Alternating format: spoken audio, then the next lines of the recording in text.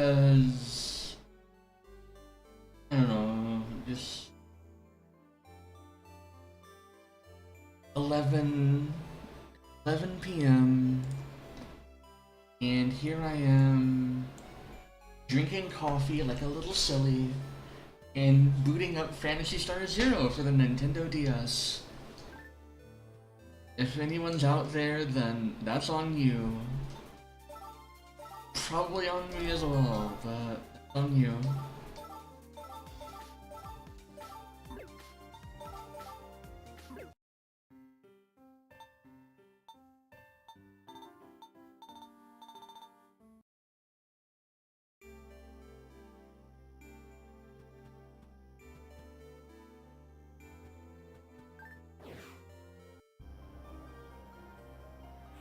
I even inventory. Okay. I never.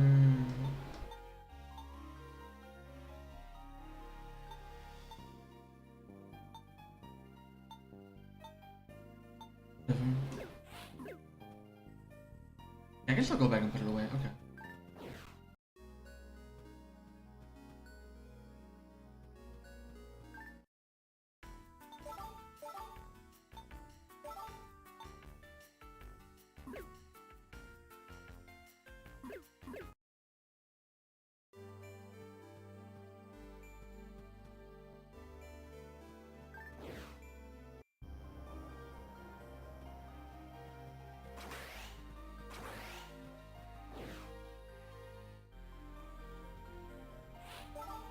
And here's where remember to use a trap vision. I keep forgetting to do that. Not remember like a room or two in when I get my first trap.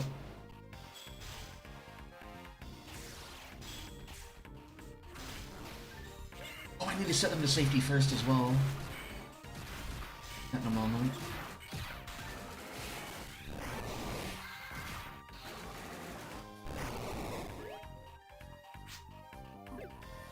There we go.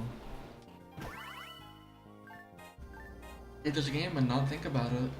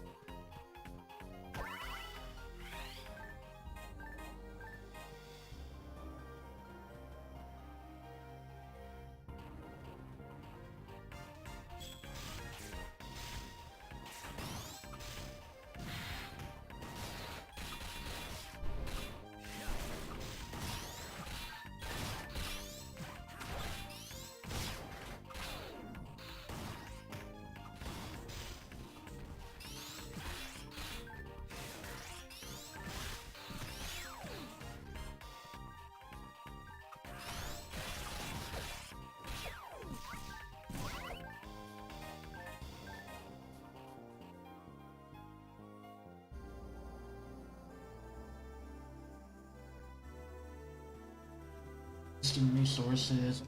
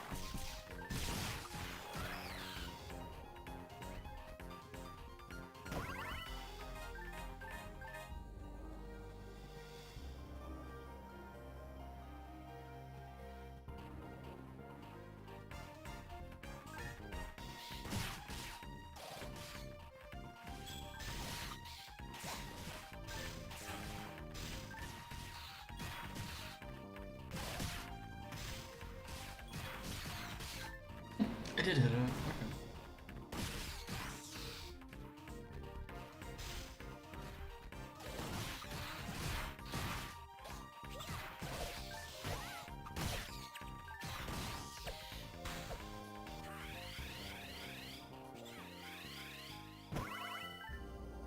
Okay.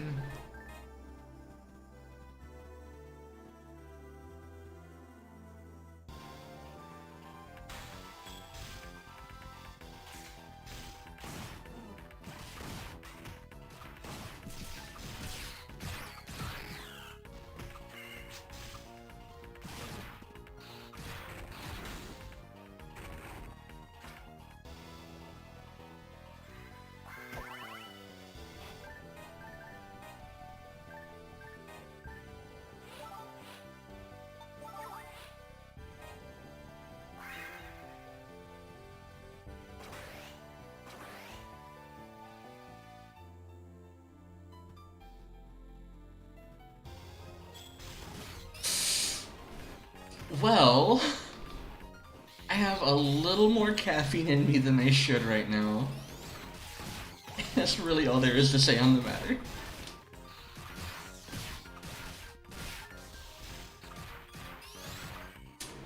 I don't drink coffee often. Oh god, maxing on this game just kind of happens.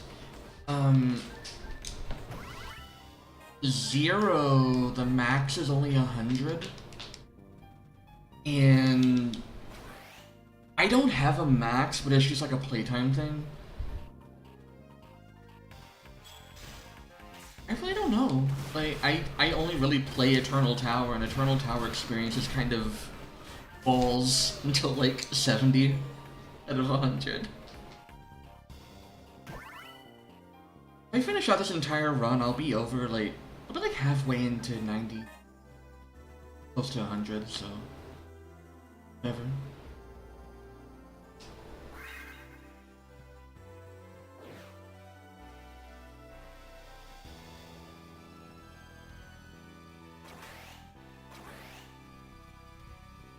Thing about Phantasy Star and the thing about Phantasy Star in like general is that after, I want to say at some point around like Universe, like when they started making like the single player handheld games more often, the grind was never about like leveling. The grind was just like getting like the perfect drop.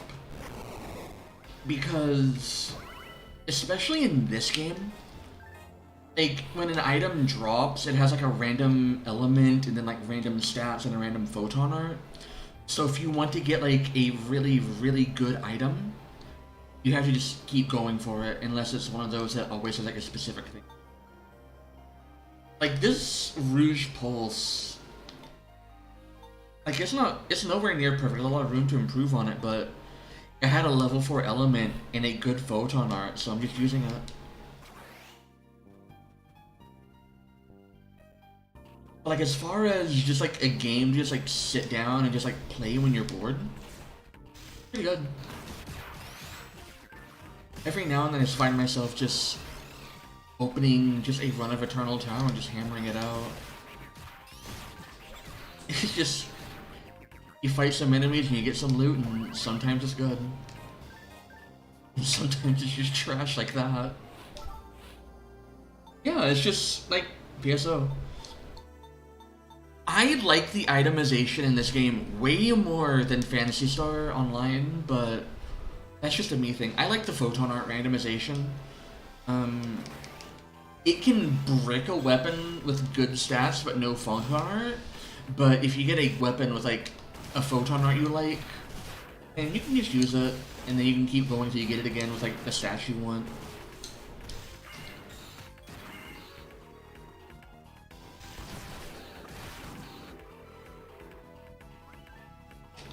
On the other hand, you have like the stuff in Eternal Tower that's like 1 in 8,000 or something, but it's from every enemy, so it's not as bad as it sounds. It's pretty bad. Pretty bad.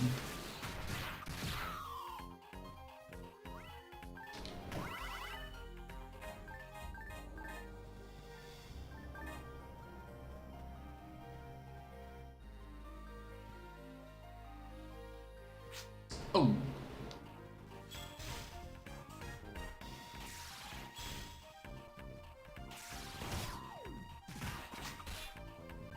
Like, it's one of those things where, like, the game is so old that it's like, it's solved, like, we know what's good.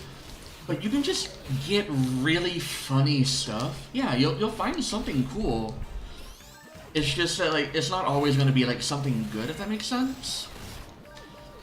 Like, in Phantasy Star Online, like, sometimes you'd find, like, an 85 hit, like, charge scepter. Like, it's not good, but it's cool.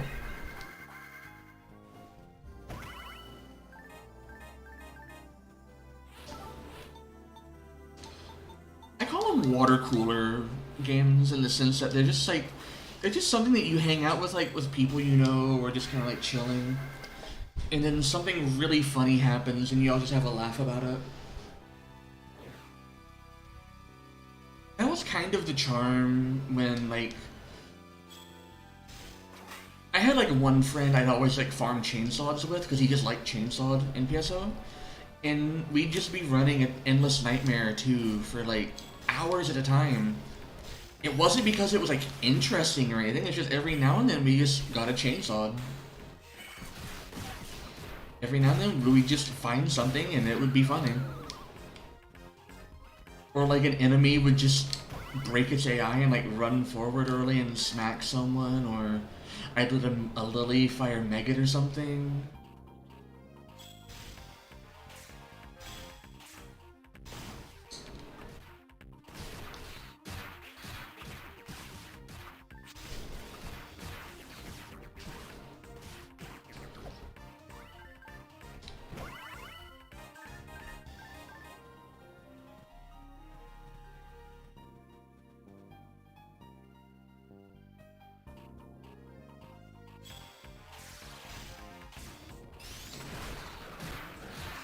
I don't think I really need to use Joe on the Gerhasia Valley enemies. Whatever.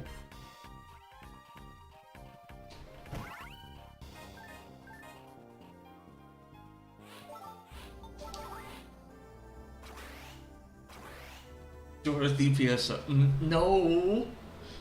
This is the only hairstyle for this character that isn't, like, just a nun. Just a space nun. Oh, it paralyzed. Okay, bye.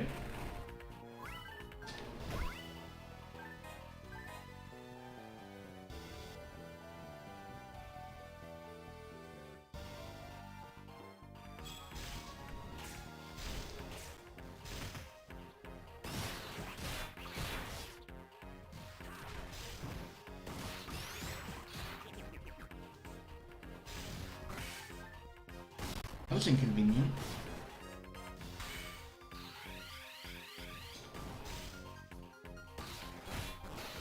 That was also inconvenient. Christ.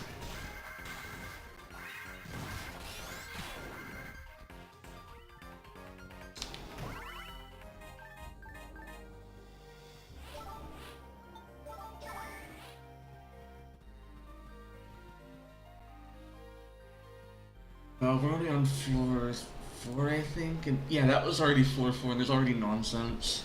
Good start. Very good start.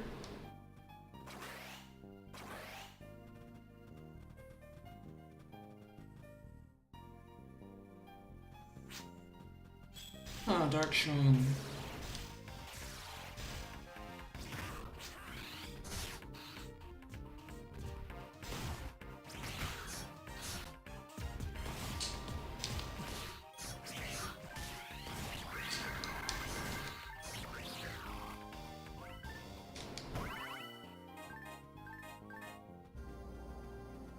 To do with that.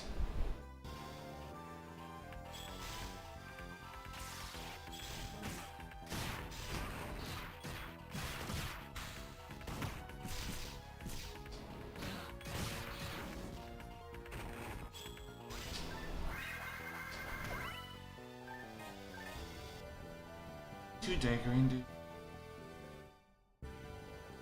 Whatever.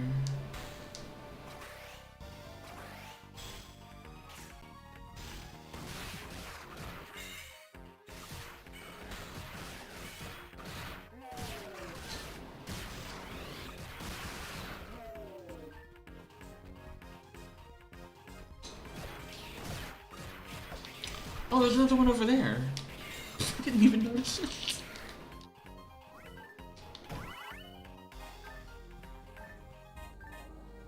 Money, whatever.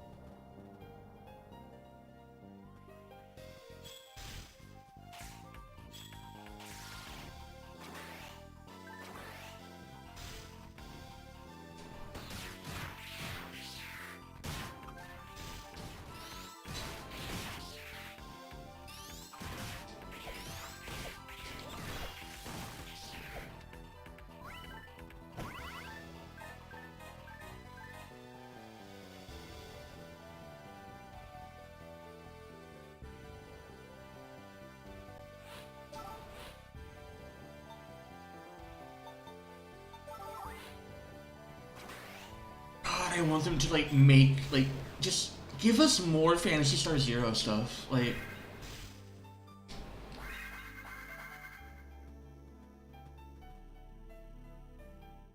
it's a good stamp.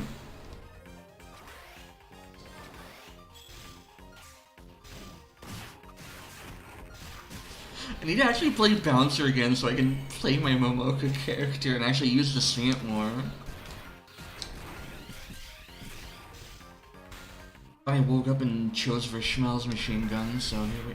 I should have made it a rifle so I can play Ranger, but... What they say about hindsight? What level is that shifting? Ew.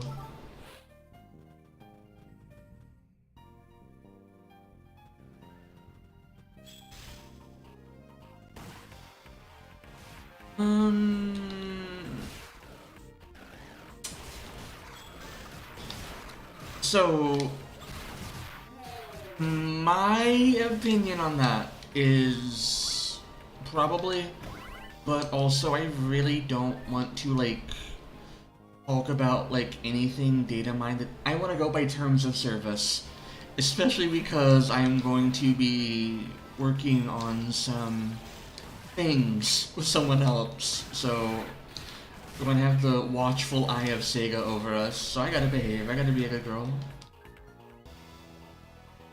God, I want more Phantasy Star Zero stuff though.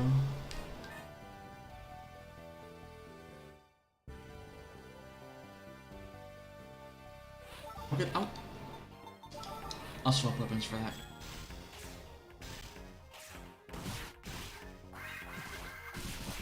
Yeah, it's one of those things where there's a lot of stuff that I know, I'm just not going to talk about it. Because I shouldn't know it. So that means I don't know it. I don't know anything. I don't know what you're talking about. I just do math. I just do math. I don't know anything. I just do math. Oh god, I need to work on Weapon Sheet version 2 more as well. I have like the template for it, like, done. I really do know you have no idea how true that is.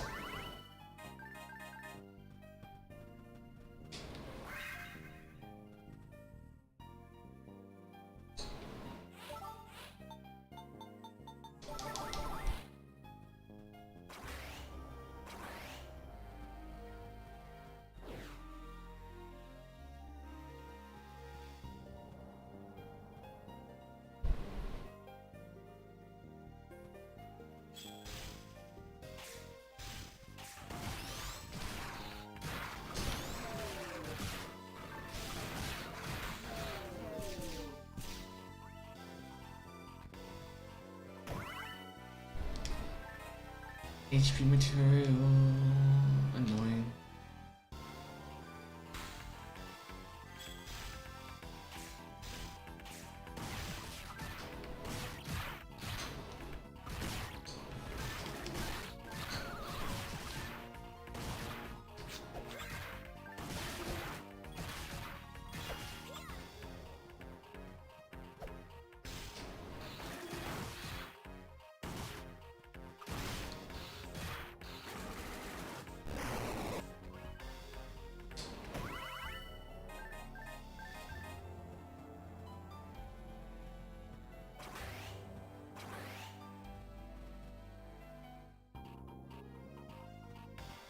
Oh no, it's the Street Sharks?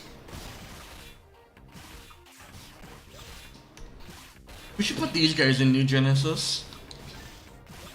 Just have a bunch of non-hostile ones in the lobby for April Fools. I think these guys a cast part set something.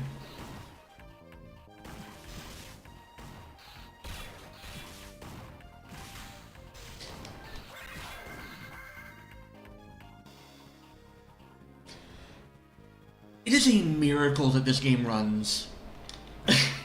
like, it is a miracle this game runs at all.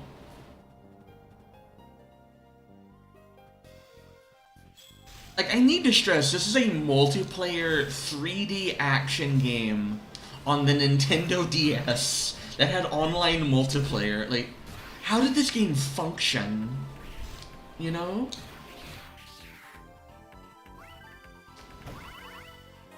You could, like, throw out, like, a charged Megad, and it would just, like, cut the game's FPS to, like, 10 out of, like, 30. Ew, these guys.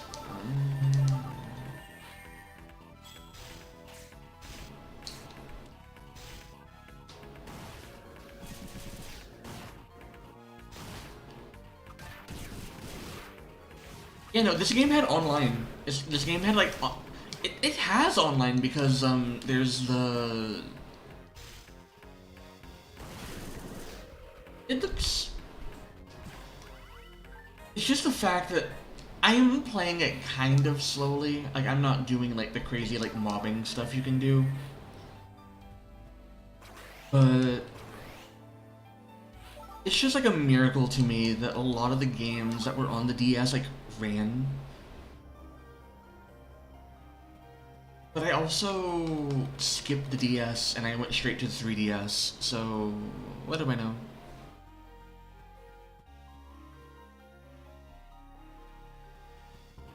Spawn again?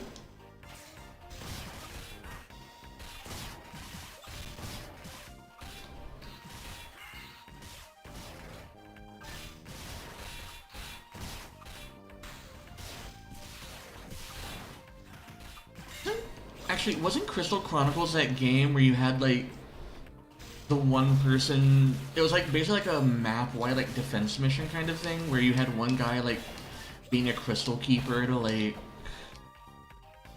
keep like the miasma away from you while you were doing like action RPG stuff. I want to say I remembered seeing something like that. I was like, oh, that looks interesting. Yeah, that was the GameCube one. Okay, I saw like the GameCube one. Okay.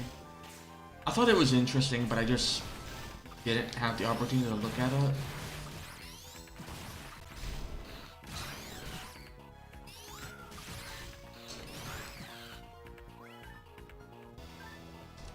Yeah, like something like that.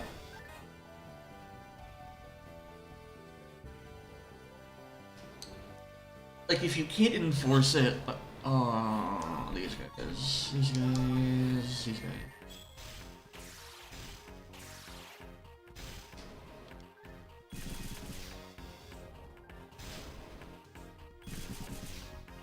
That range is wide.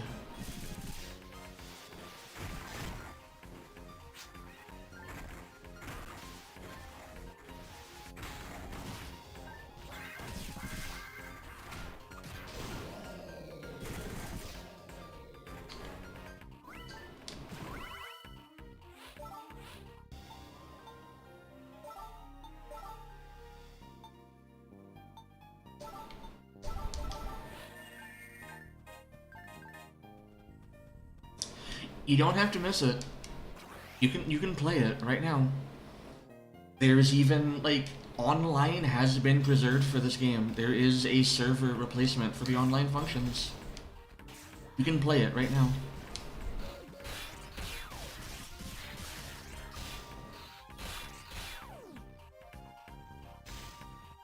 I have my physical copy within like arm's reach, and I'm just playing off my physical save file, so.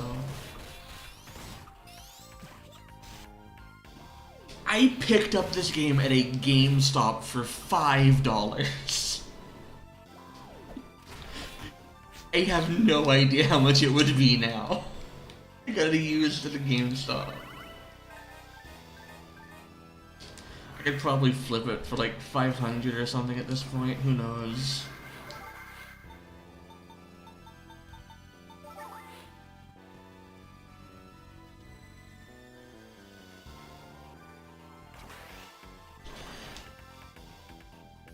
Yeah, I got it like 9 or 10 years ago.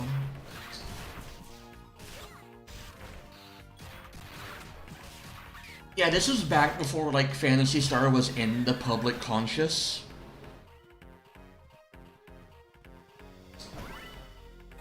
So the game hadn't really been like valued. And I got it used for like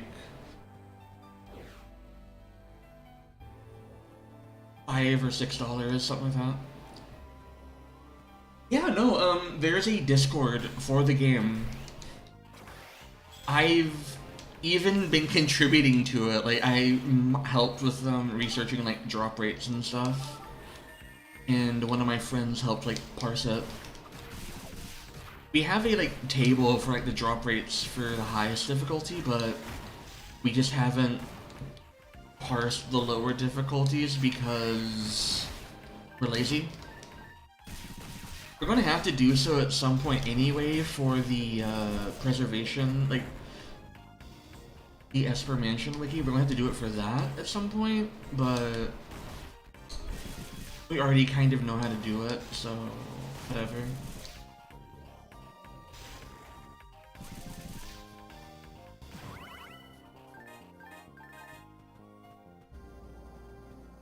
I'm not gonna lie, I did the drop rate stuff entirely because I wanted to know how rare Psycho Wand was. We didn't have drop rates anywhere, and I always kept hearing this like, oh, nothing is rarer than 1 in 4,000, and I'm like, why is everyone saying 1 in 4,000? Like, that's just like a video game number. And the DS can handle more than like 8 bits, so it's gonna be more than 1 in 4,000. It is more like 1 in 50,000, just off like their area table. Like the thumbnail where it says like 1 in 171,000 is like its average actual rate.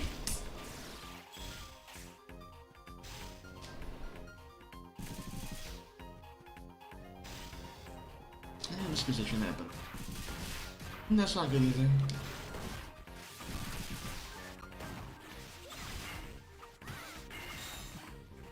I mean, like, it's just a Phantasy Star game. It's not a big, like, it sounds worse than it is. I mean, like, it's pretty bad, but it's from literally any enemy here. So, like, it statistically eventually would. Oh god, I don't have it offhand. I don't even know if there's a permanent invite anymore because of how Discord's doing nonsense now.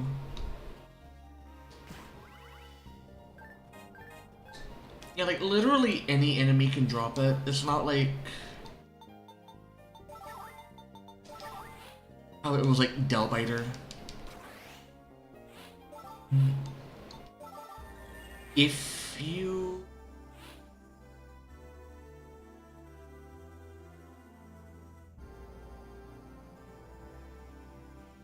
0, 1. Right. Be...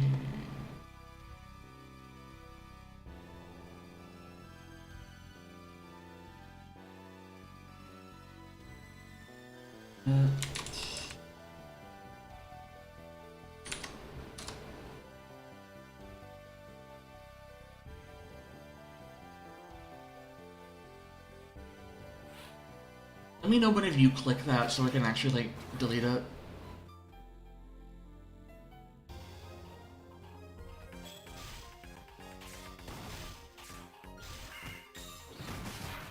Oh, I'm burned.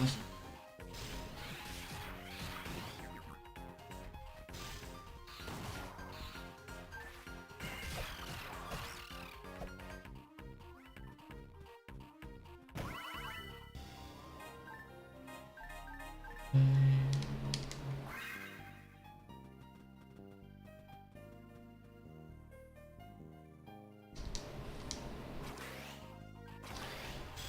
you know it's not going to be like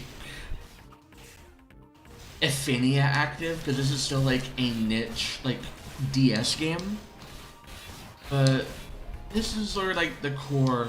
Yeah, this is where like the core of the community is. So yeah, this is where like the core of the community is at. So.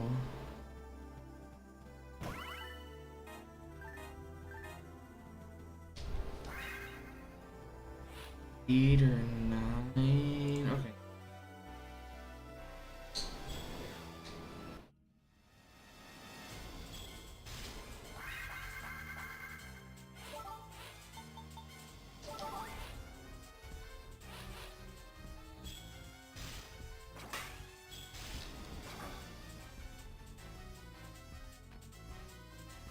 Oh, Force Mother. Alright. Okay, be safe.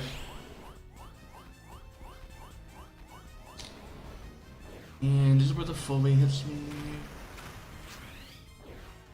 But hit Kai because he was standing in the way. Okay, cool.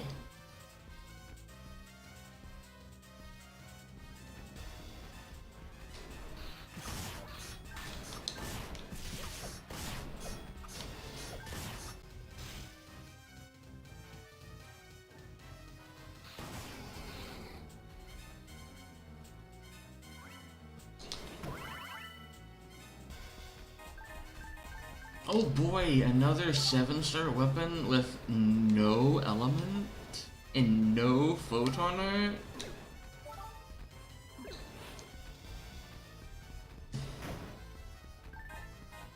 And a hit material? I think that's a hit material, I'm not paying attention.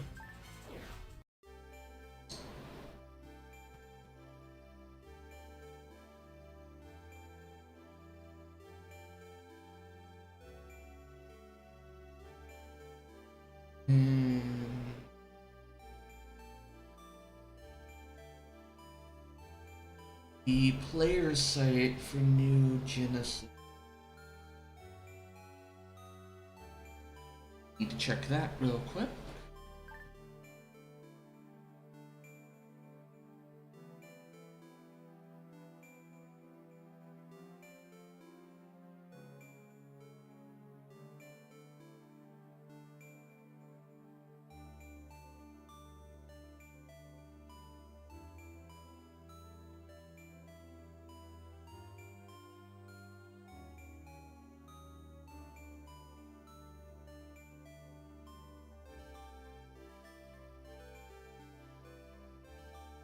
The acceptable X. And this is also when we get the SG support. It's gonna be for a couple of rolls.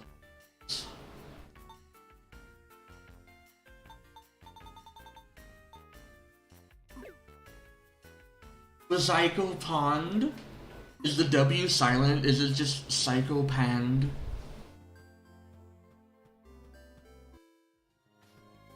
Wizzy Cho Pand, there we go. There we go. We solved that mystery.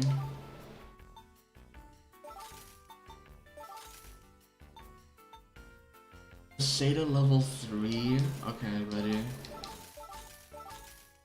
Stun 1.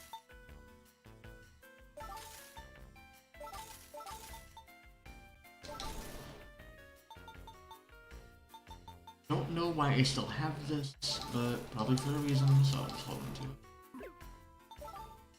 You saw those two.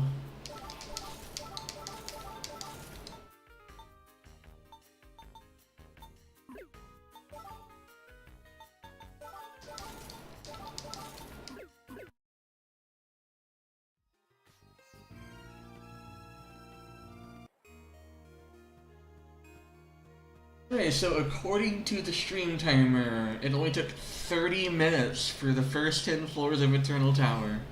And there are 100 floors, so we'll only be here for another 5 hours. At that point, the caffeine will have left my system. Maybe.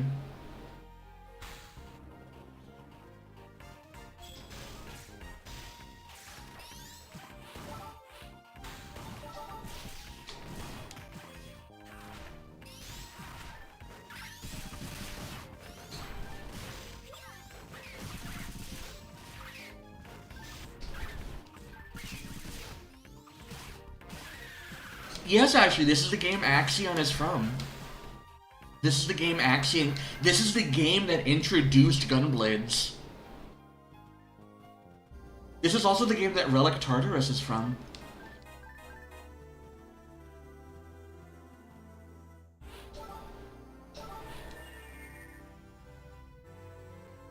Yeah.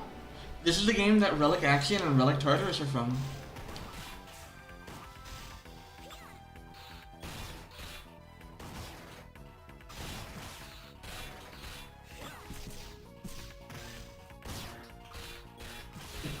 And no, I'm not drinking more coffee. I don't drink coffee that often to begin with.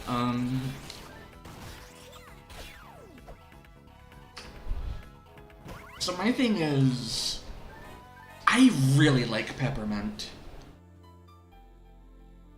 And it's starting to be the point where some of the Christmas stuff is coming out to like go next to the pumpkin spice stuff.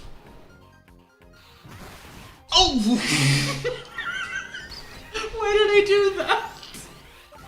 Why did I do that? I knew they were there. Yeah, some of the Christmas stuff is out, and there was like a Starbucks like peppermint mocha thing, like pre-made there, and I'm just like, sure, what have I got left to lose? And I went to taste it, but like, in like the dumbest way possible. And I poured myself an entire bottle of it, like, because I keep glass bottles because I'm normal.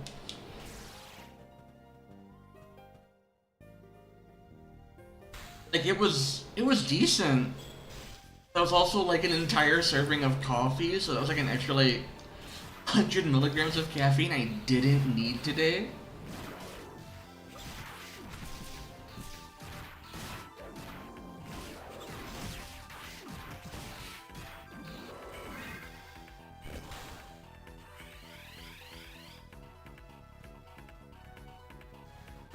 What are you doing here?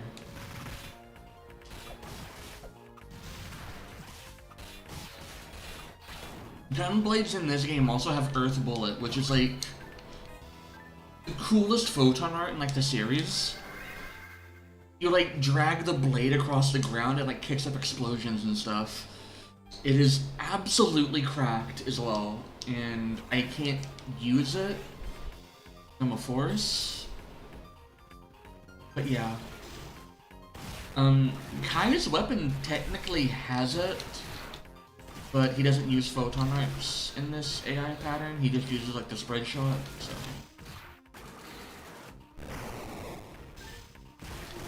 Yeah, this is a fun little game.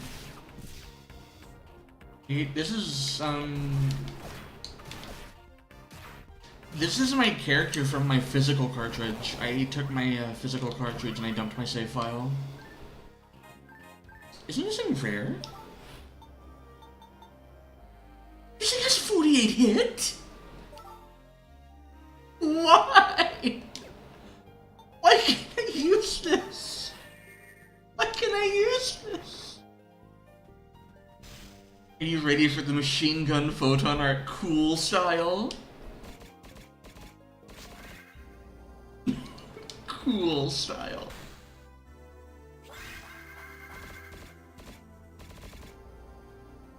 Absolutely ridiculous. Flushing that thing down the NPC shop when I get back.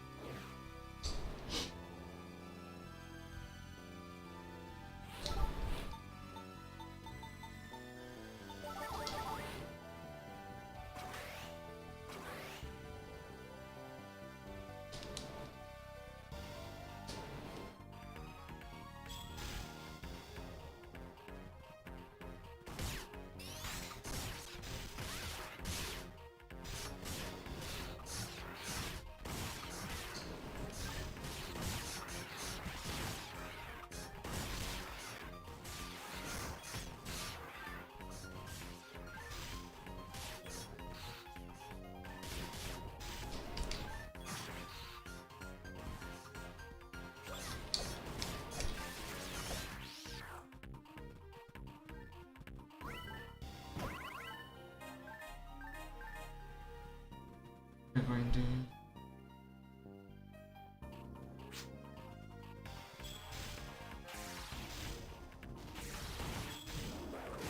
I also am just praying that out of like all the possible rare enemies I could run into, I just really hope the Fruitang's rare version shows up just because his name is Fru Naked. Oh, let my shift run out.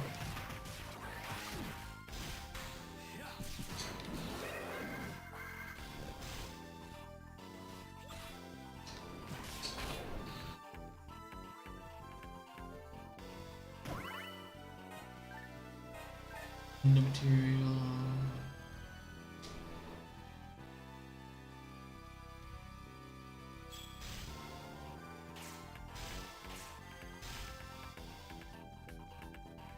Yes.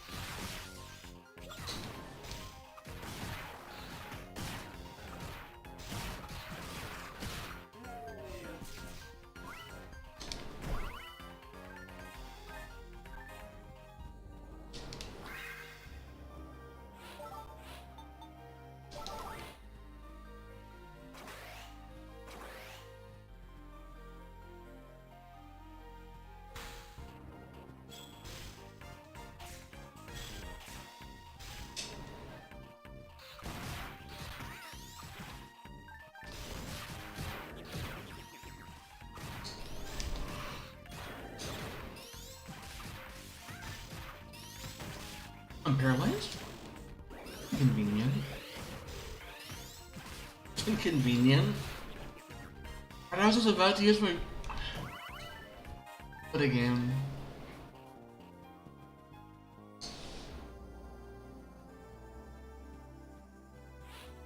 Oh god, that was only 12? Oh no. The madness is setting in. Oh, double Fruitang, okay.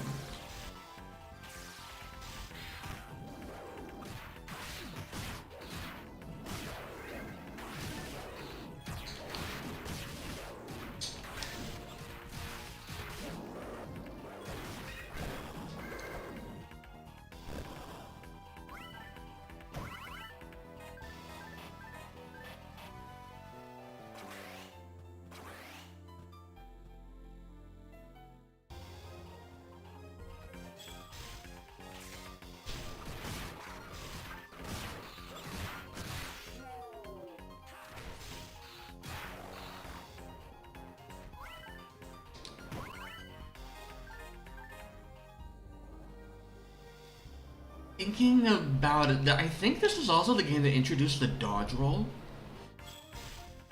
I think...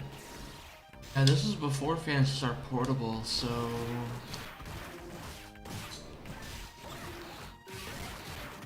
It's like the origin point of the dodge roll. You're good, you're good. You haven't missed anything other than a couple of Fruitangs. Oh, yeah.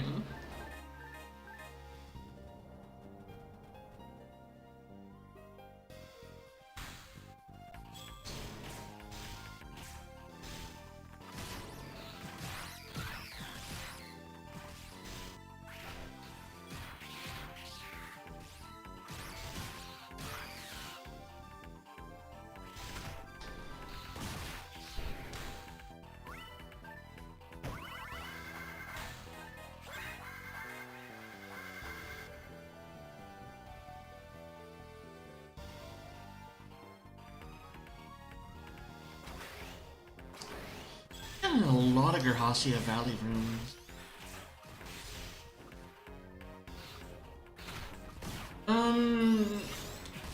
It's mandatory depending on the build.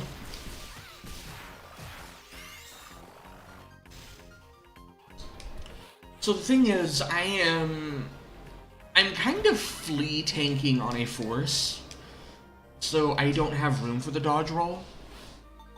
The thing is, like, you have to have a dedicated palette slot for it, and I have 6 buttons in total, 4 of which are taken by my buffs and debuffs, and 1 for my heal, which leaves me 1 for attacking.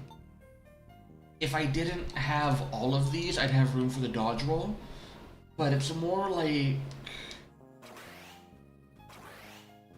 It's like the Ranger's dodge roll in PSO, or like the machine gun one on Gunner. Commit to it, and you're only invulnerable at the start of it, but depending on your build, you have to use it on some bosses, because every boss in this game is threatening.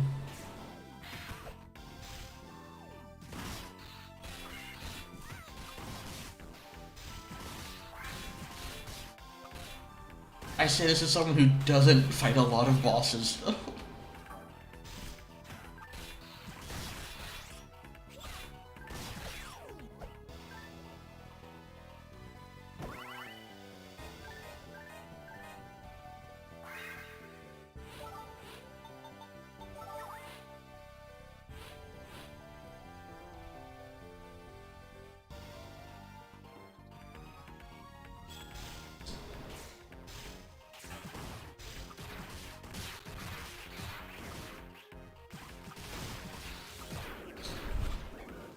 I mean, you can always just use shields and have them play the game for you. Like, I don't say something like that, like, often. But shields are legitimately, like, cracked. Like, when you're locked onto an enemy, you can be in, like, a guard stance, and you can charge attacks while you're guarding. The penalty for, like, failing an evade check while guarding is you lose a little PP.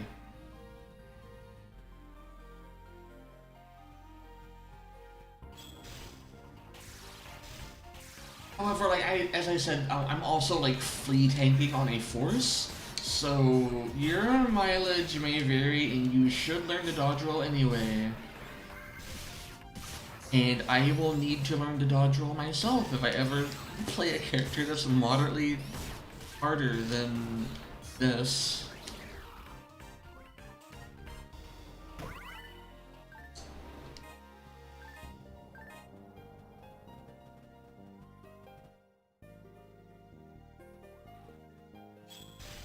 Another Grahacia Valley rune.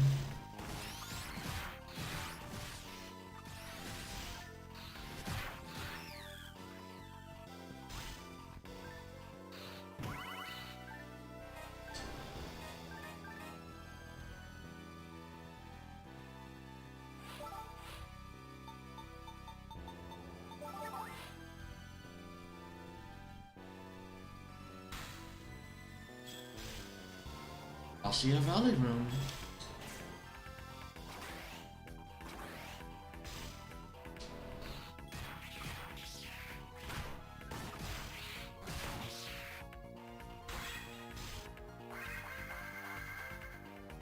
Is there one over there? He was just chilling.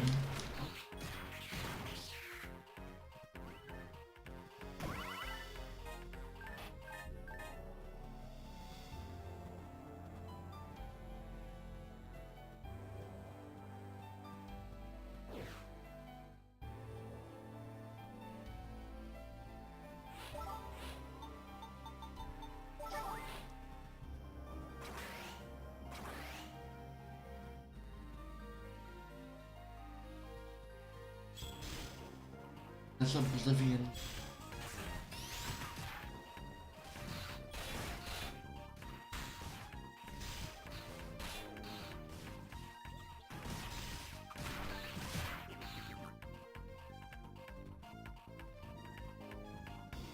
That dude just rolled into a corner and just stayed there. Didn't even attack.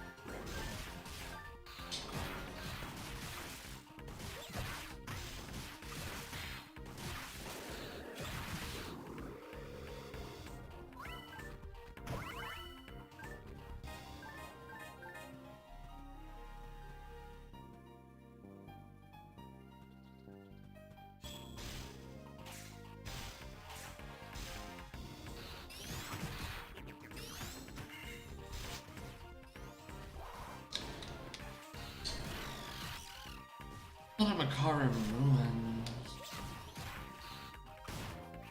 Looking for patterns, but they don't exist. Random. What am I saying?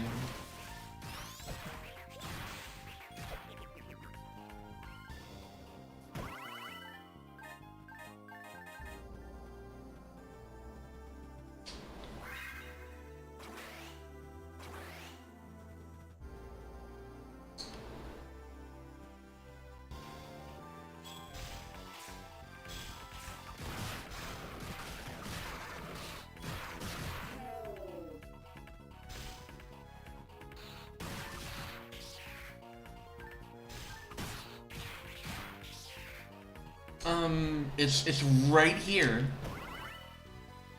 See, there's 2 red boxes, 2 Psycho ones, see? 2 Psycho ones. They're in the next box, I swear. Any enemy. It could be any enemy.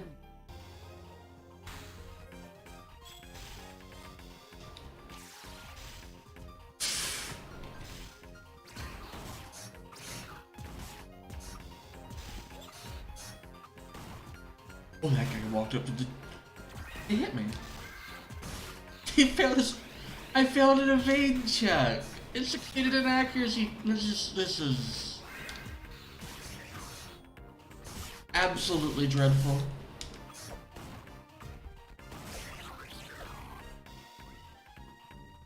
Right here.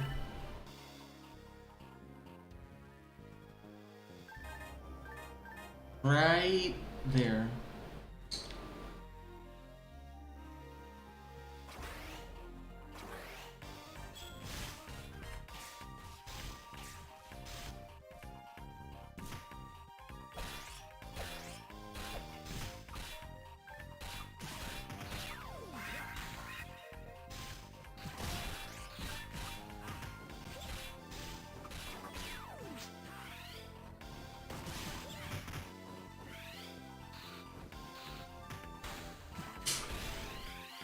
Why would you ever... I have a Psycho Wand in almost every Phantasy Star game I play. This just happens to be the one that makes me have to say almost every.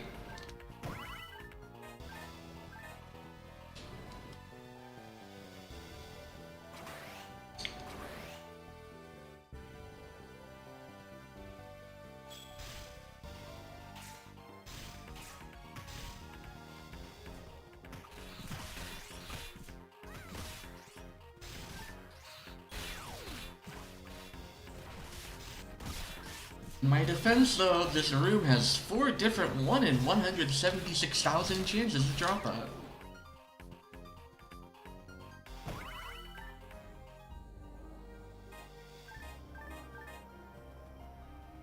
That wasn't a 1 in 176,000 chance.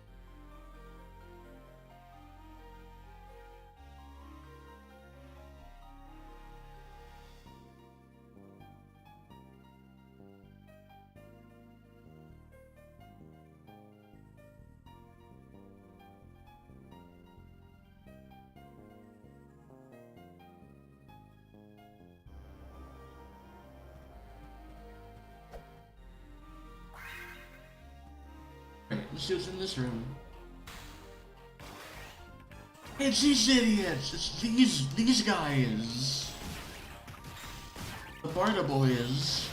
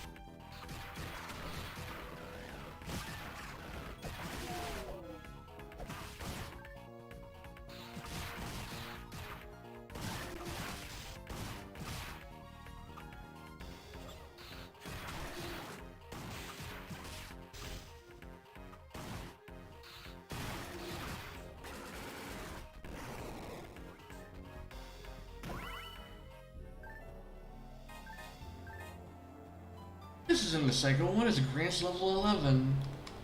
I've been robbed again.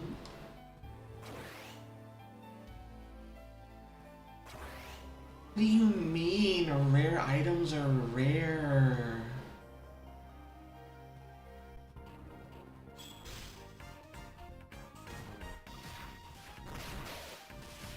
Okay then.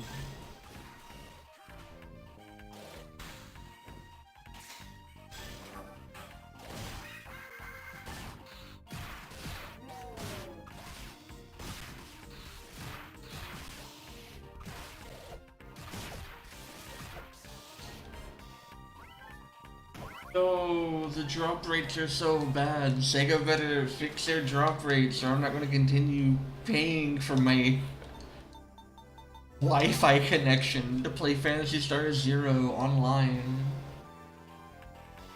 in the year 2023.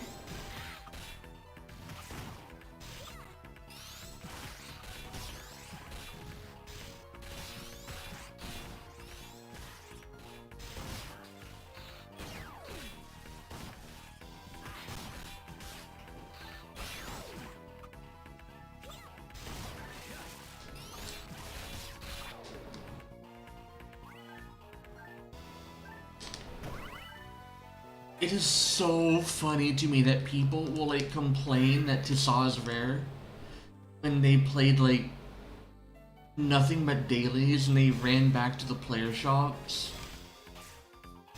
Then again, like, there's also people that have like the bankrolls to just buy out the market and then like roll up on Fixa, which is absolutely psychotic.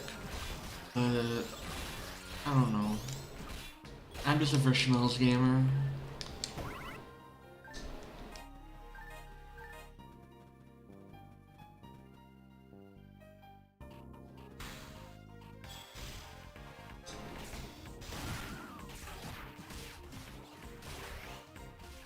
Toxic masculinity. I don't know.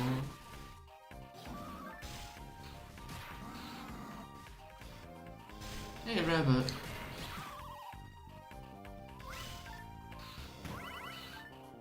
Mean Masada.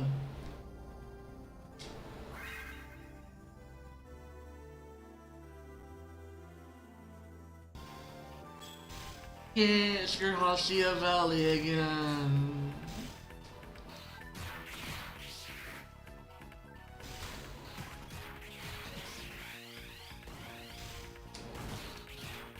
I love enemies that don't group up together, so I have to bull smash 3 times. Lords.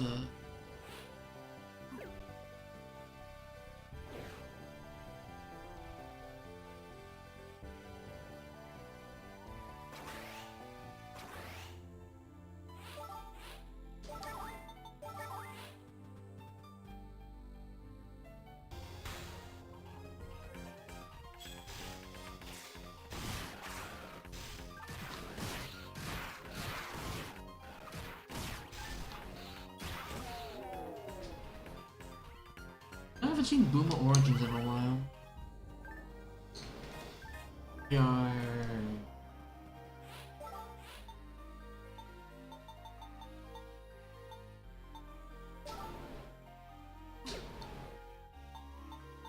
Level 1 life. Acros. What's Acros?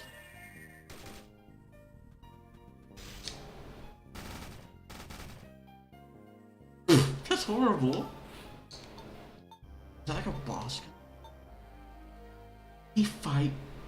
Oh. That's...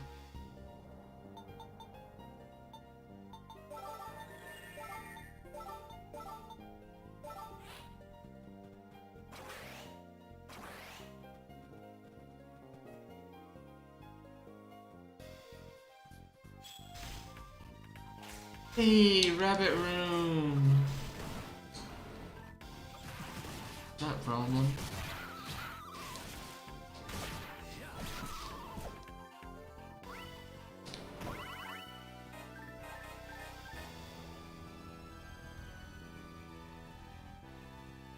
That's just every class's run animations in this game, honestly.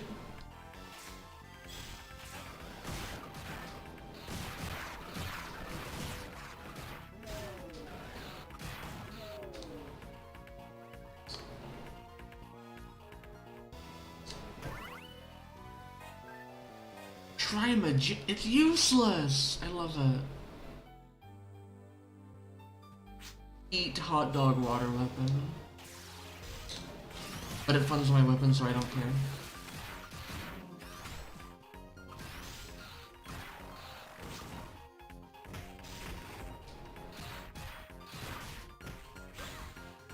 Bro just jumped 4 times. That man just jumped 4 times in a row. Alright, you do that.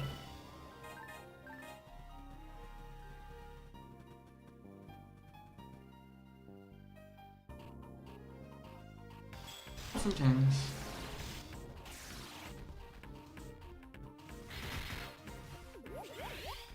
PP1.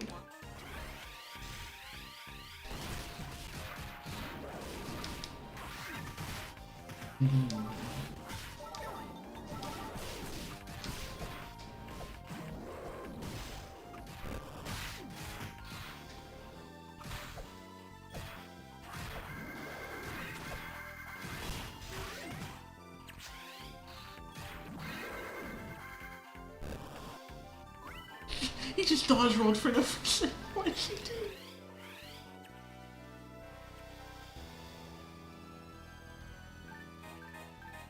Okay then.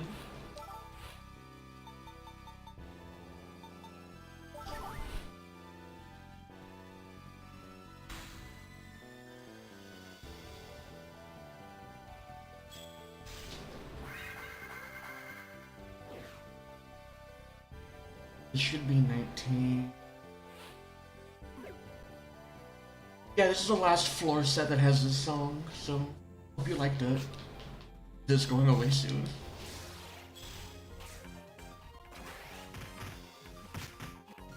Oh, that was inconvenient.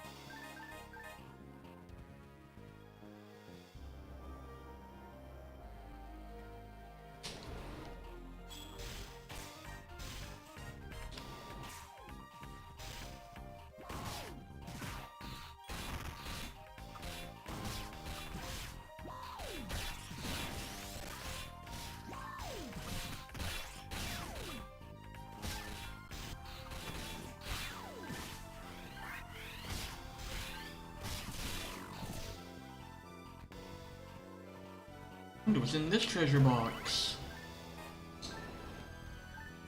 A blue Balletta in a room that had a course in it? I can't imagine that. Possibly the most common item in the game.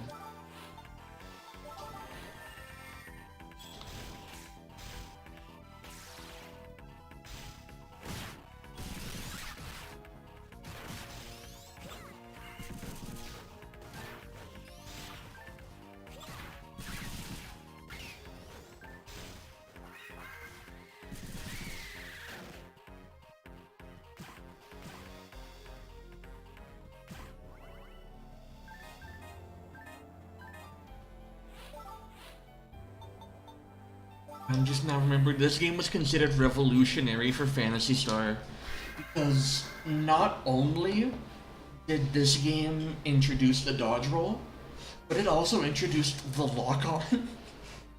We didn't have an actual lock-on until this game.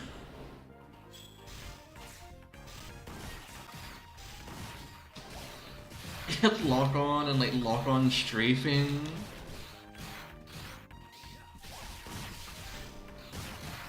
And considering the community was like abused by PSO and PSU,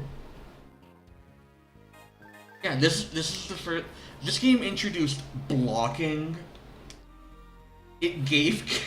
It has sabers, yeah. I just don't have one on me. Hey, it's another shield. This one also has a photon art. That is a different one. Different photon art.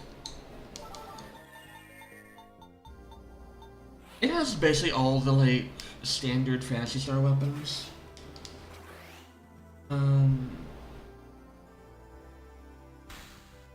Oh, that's kind of a spicy room.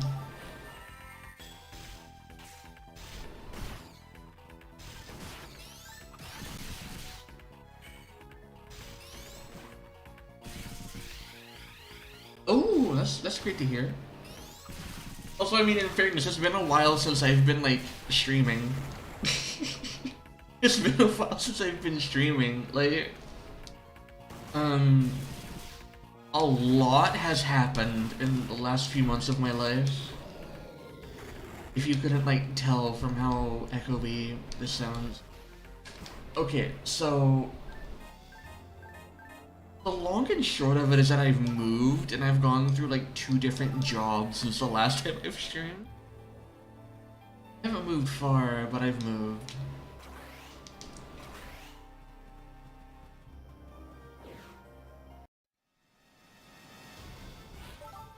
Basically, the last thing I did on this channel was I basically said the game's not dying, you idiots, and then I just like noped out. And then, oh, would you look at that? I was right, and the game wasn't dying. I'm a lot happier. I don't want to talk about my old living situation though. It wasn't like great. Those 2 jokers didn't join my photon blast chain. Wanna go feral?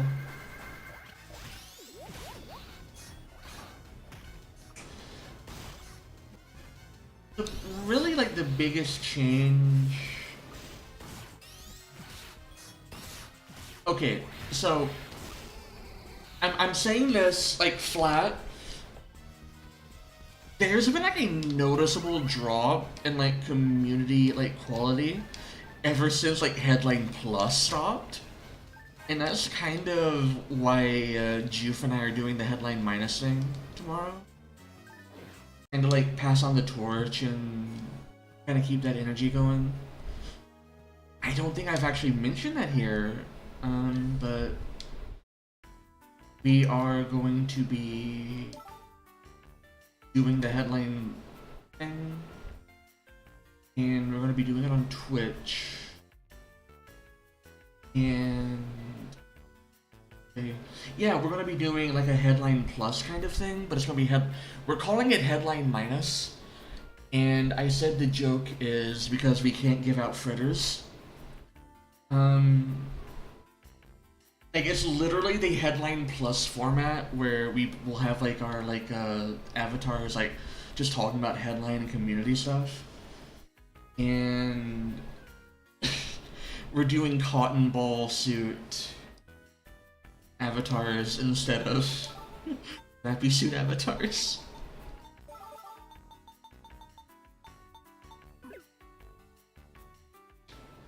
Yeah, we're going by the name Discontent Creators. And we're mostly just gonna be trying to like... Hang on a second. Let me get the post. Because I did share it on Twitter.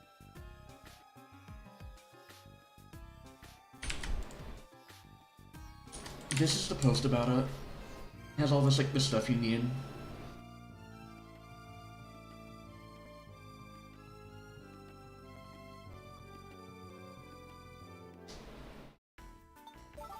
Yeah, we're just gonna throw our hand in the ring at like doing like the line community kind of stuff again. And I think that was kind of...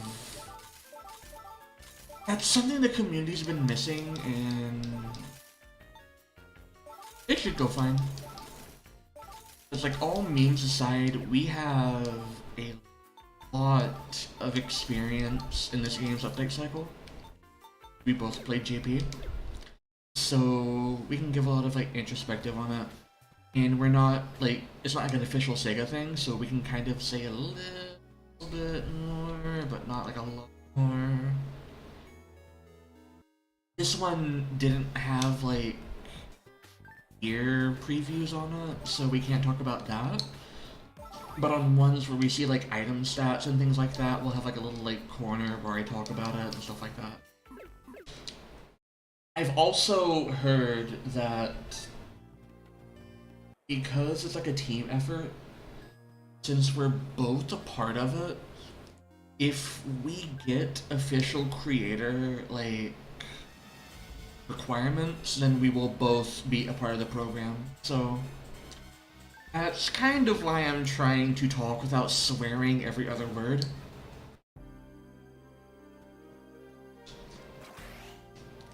Also, scenery change. The music is now Garhasia Valley. Oh. Just double art design right out the gate. I forgot to use the trap vision.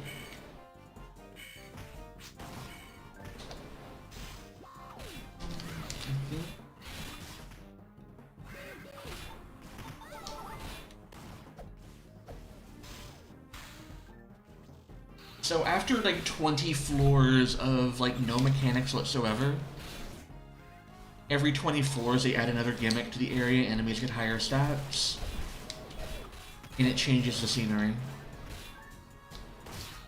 So now you get this cool little like skybox where it shows like the rest of the tower, and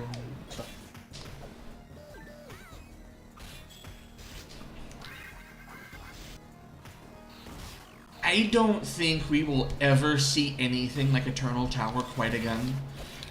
This was a game mode that was like built around the fact you have a sleep function on the DS. The closest we ever came was Extreme Quests in PSO2, and their internal name before Extreme Quest was actually Tower Quest. But then they broke it up into like 5-floor chunks and stuff like that.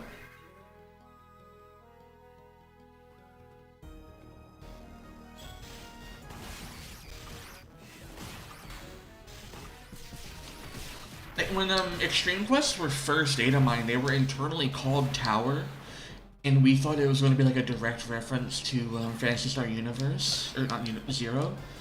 So we were pretty excited by that, but then they kind of like scaled it back because it is not reasonable to expect like something you can't rejoin, super long stuff like that. You see what happens to like Endless when someone just like disconnects in the middle of Endless? Like, it's just over.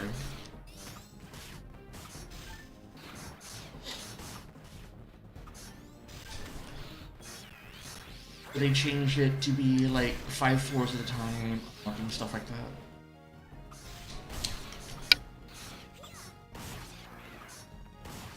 Meanwhile, like in this game, if you need to take a break or go to sleep, you just close the DS.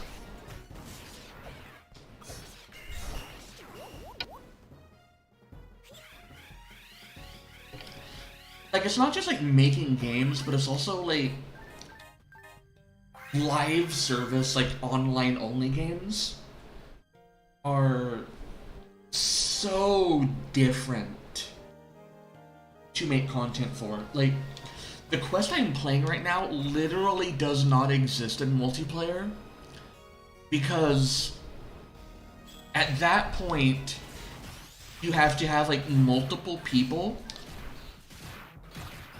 like holding on to, like, I've been here for a bit over an hour and I've cleared maybe 20% of the tower. Imagine getting even one other person to stay there, like have their charger with them and like maintain a connection even on like local wireless to play this quest for like 8 hours straight. That's not gonna happen.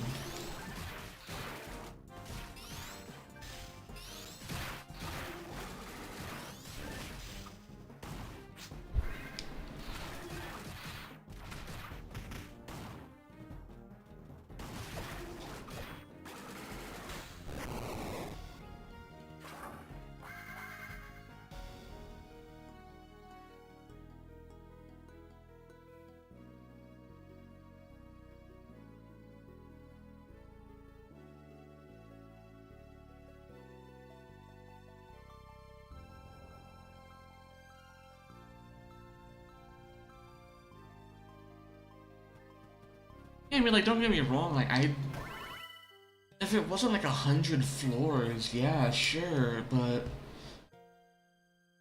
there's also like the rest of the game.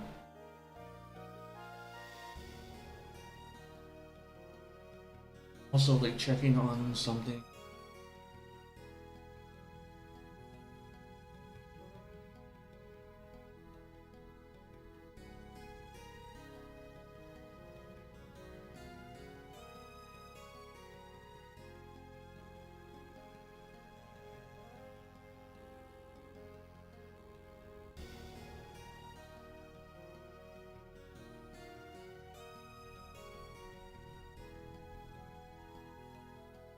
Maybe funniest.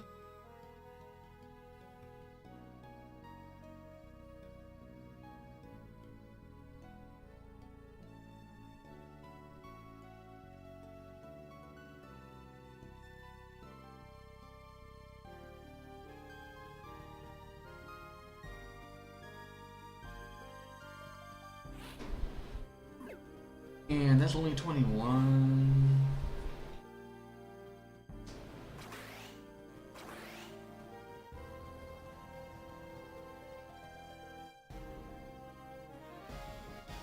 A room that doesn't have a barrier.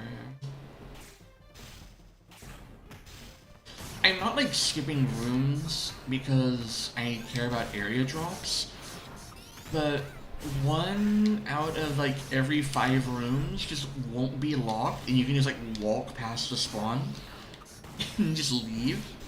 It's pretty funny.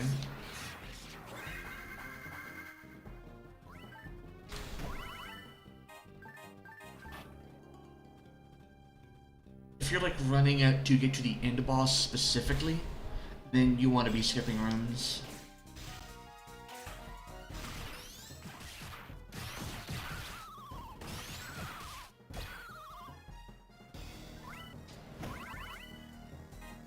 Frame.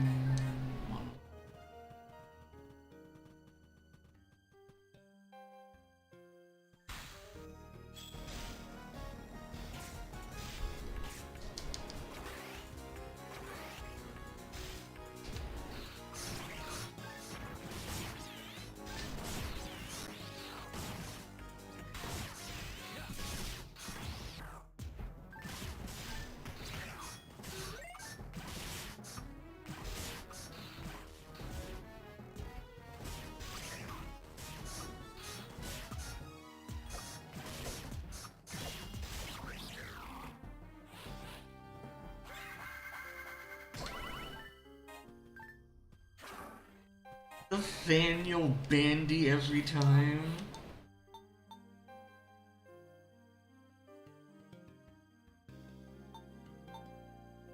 No photon art, discard. Only thing I know about, like, yeah, like, it was called Tower. And the initial assumption is we thought it might have been, like, the tree on Navarius. Because this was before it was, like, revealed that's where Elder was sealed. No, you know, spoilers for the 10-year-old game. Because, like, the tree kind of looked like a tower. We assumed it was going to be that, but then it was just Extreme Quests.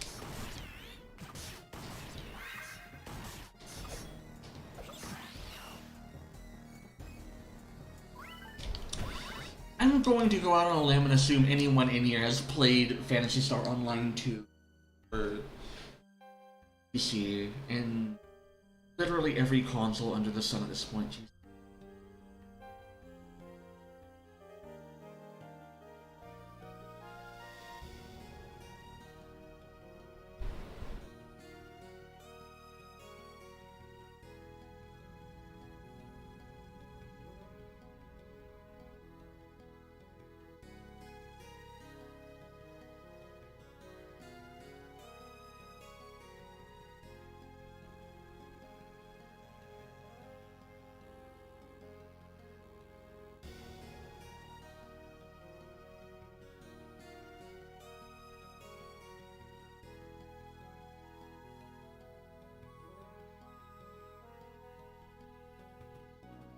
Sorry about the delays here between rooms. Just reading a few little things.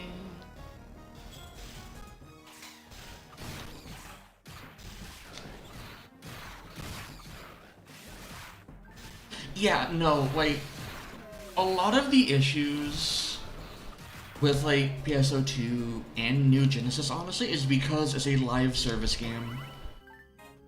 Like, if you look at Phantasy Star Nova, it's a similar style of game, it's just not live service, so you don't have to worry about it too much. Like, Nova had stuff similar to, like, Dual Quests, where you needed to have, like, specific, like, augments on your gear to not get, like, immediately demolished. But it was, like, always there. And you also... Another thing, like, kind of there is that there's, like, cash shop kind of stuff. And people will, like, pay for their gear to be, like, really good, and then, like, a dual quest happens, but... Exception to Duel 2 was not as bad as Duel 1, and I don't think anyone's even complaining about Duel 3. Well, if they are, then I'm in the right circle because I'm not seeing it.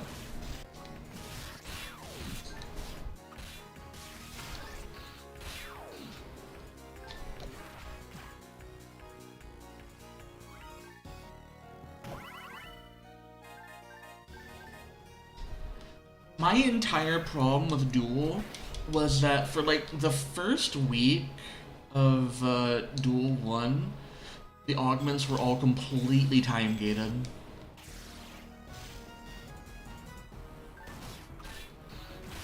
Thing about Duel Quest, like phase augments and stuff, it depends on how available they are.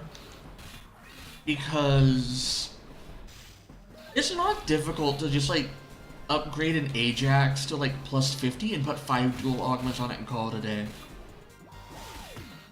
Because that's all you need.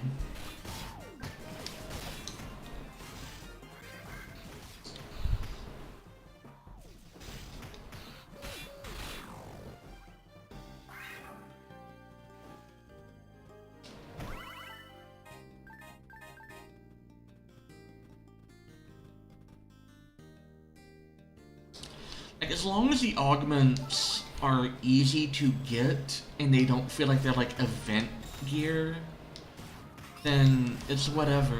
But with the augments being like kind of unreasonable outside of events, like 10 gigastrugments is a lot.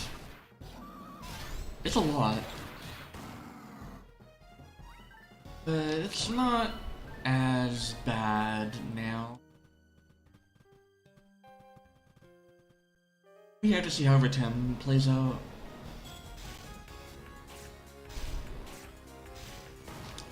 But I also say this as someone who like ran Dual Renus for like an hour earlier today, just like making money.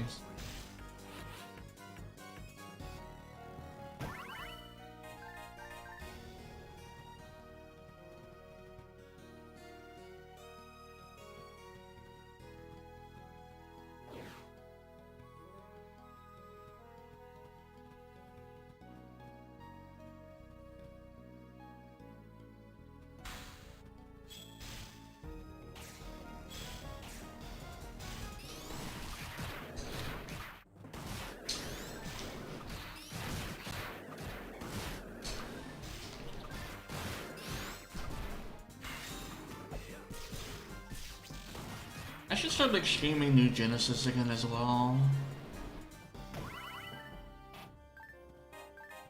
More often than like every like 2 months.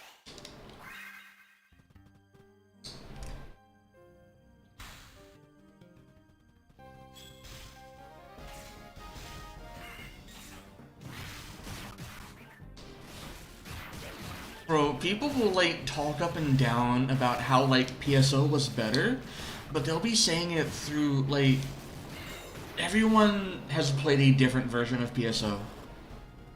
Like some people played Dreamcast, some people played GameCube, some played Blue Burst, some played Blue Burst modded private servers. And then like every private server was like a different experience.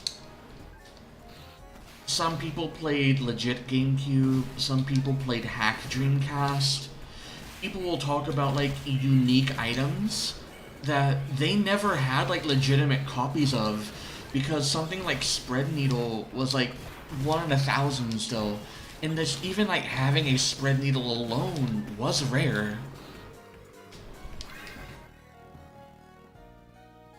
And then there's the case, yeah, like of how Global happened for PSO2, where we just ran 8 years of content within like 10 months. Which I don't need to tell you is ludicrous. And people like complain about like the content we didn't get, which was all stuff that like wouldn't have been farmed. Like people talk about the Eva collab. I'm not going to even try to pronounce that. Where you had to like fight the 6th Angel and stuff like that. But that was content that was meant to like one boss fight that was effectively an auto scroller that you were meant to farm for hours on end to see any rewards from it. Nobody on Global would have enjoyed that, and it would have failed like repeatedly if you weren't in like a pre-made room. Because if you weren't like playing the game the way the game expected you to be playing, then you would have failed. And I say this as someone that farmed that for like Orb Rifle. I was specifically going for like a Dusk Rifle on JP. Like specifically for like the multi-class potential it had. To be able to use like Rafoy with like text and stuff.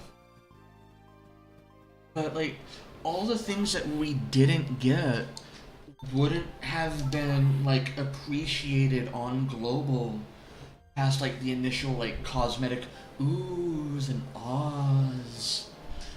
Because like take the Final Fantasy XIV thing. When Odin showed up, his limited time quest was brutal because it introduced like the healing cuts. Like it heavily nerfed like Megaverse and Resta the way that Ultra Hard Fields did. And if your group didn't have the damage, you would fail and wipe when Odin used the kill move. Zentetsuken? It was something like that. Something like that.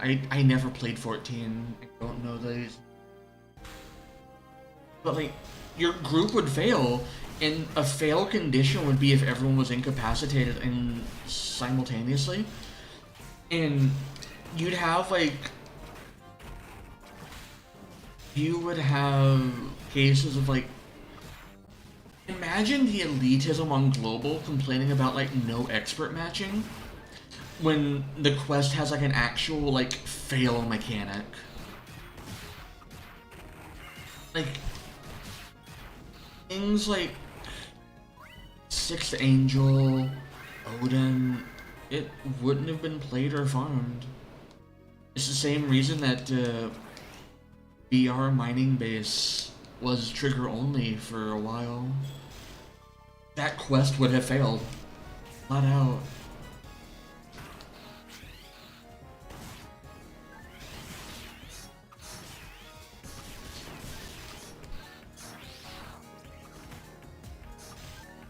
other technical lost content would have been Necky's challenge, but Necky's challenge was brought back as mining VR, so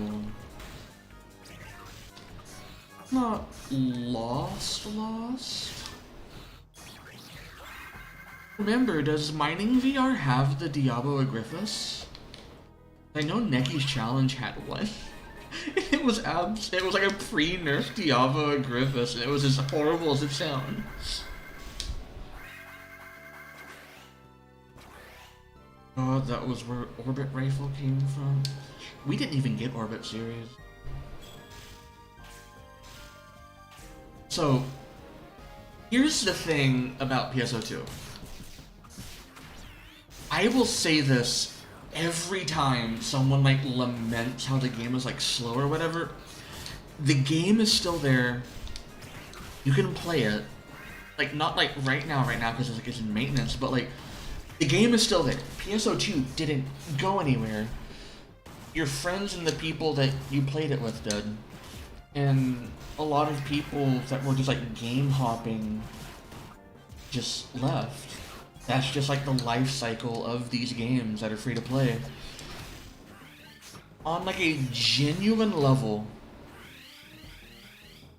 one of the best ways to play PSO2 is just like get you a couple of friends together and just load up an ultra field and just run around for half an hour and just take in the sights.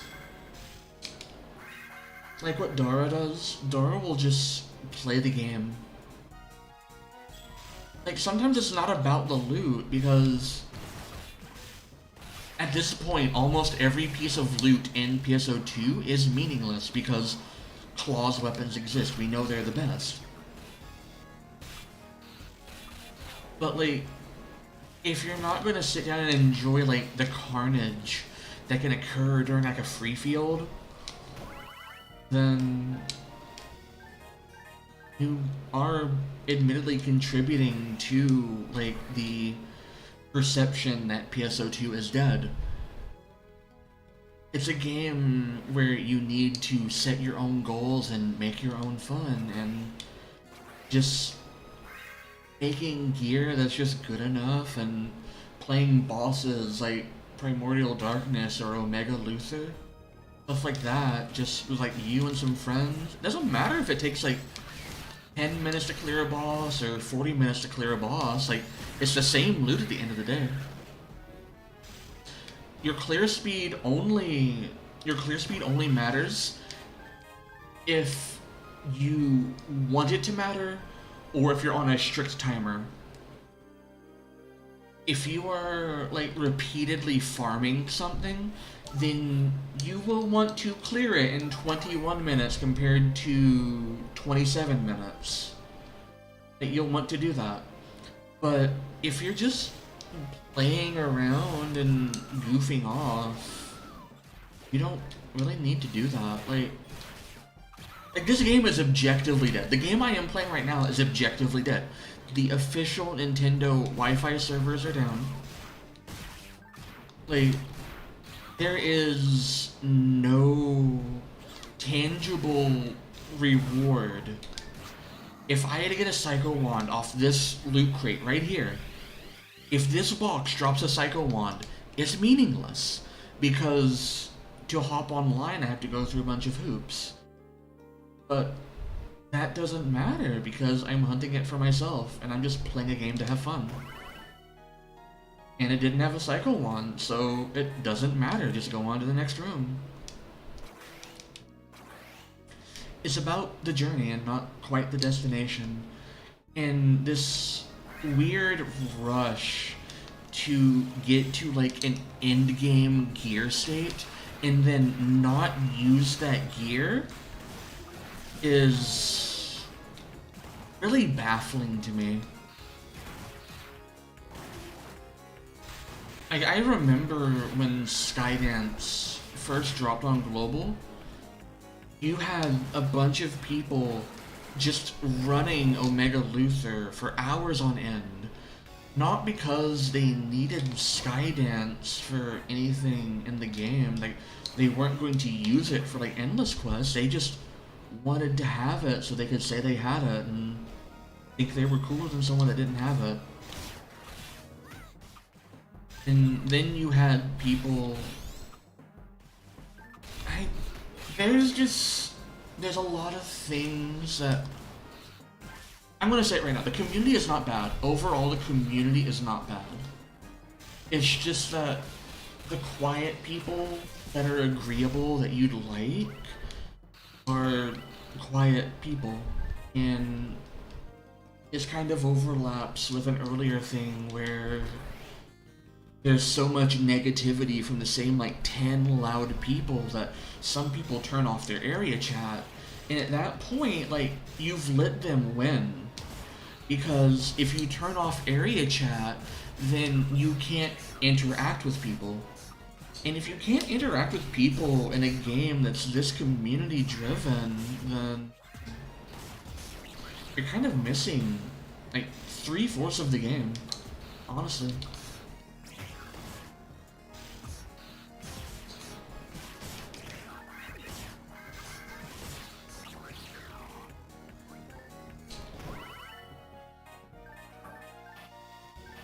There is a truly wonderful community just underneath, like, the kind of social media doom scrolling, attention grabbing thing that people try to do in this community. I don't really know what to say about it. There's not really like a way to like, there's not like a solution for it like that, but all we really can do is make the community better ourselves. And this kind of loops back around to the headline minus joke that Juke and I are getting into, because that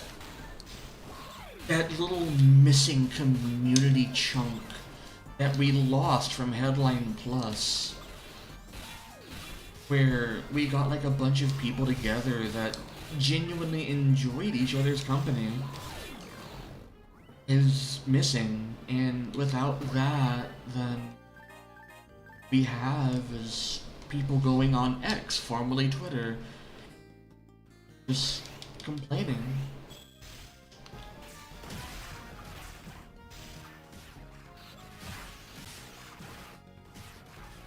And then when you see people complaining about all the drama, that just makes the drama come forward.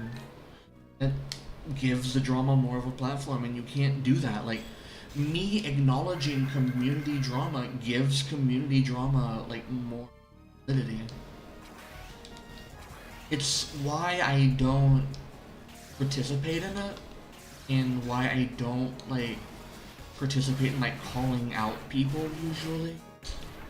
It doesn't accomplish anything but rile people up, and I'm not 17 years old anymore. I can't just go around riling people up for laughs. It's not fun anymore.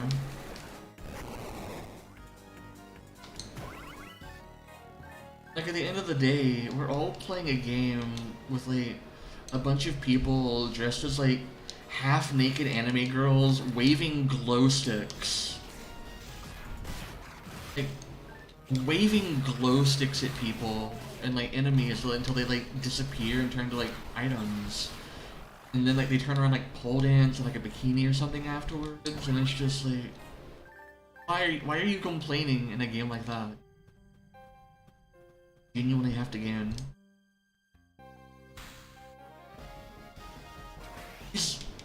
I hear about people disappearing if you block them, but like, is that an option you can like turn on or off? Because I can't find it, and I don't want to have that enabled, because I report people, and if I block people, I can't see them leeching, then I can't report them for leeching. Know what I mean?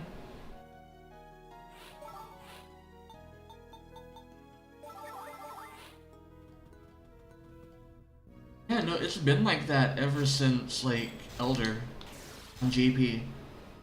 It's just been people in, like, wet bath towels, like, flailing glow sticks at a literal pyramid scheme in space, and then goes away. Gives you a pile of Macedo. Like, we're all playing the same game, so just enjoy it. Stop complaining about who's more important or more powerful or whatever. Just enjoy each other's company.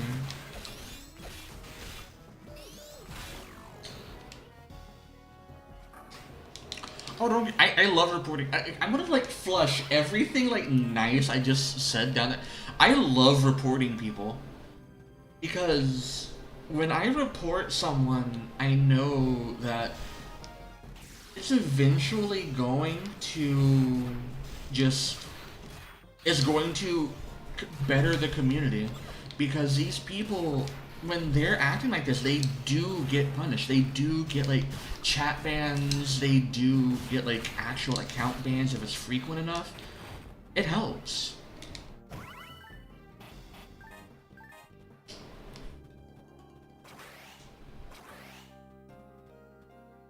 And honestly, yeah, I do kind of want to see just more stuff like this. Like, I don't like the current state of like how content like functions in the current climate. Like how it's like clickbait, chasing, stuff like that.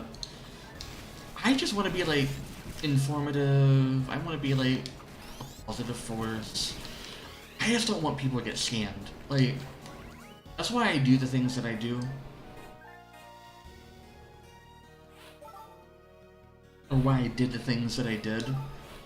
I vividly remember when... That's my Puyo. My Puyo. Look at him. Yo.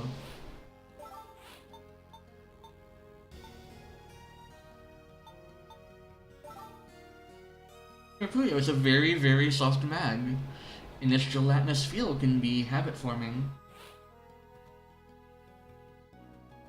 But yeah, like, I can't...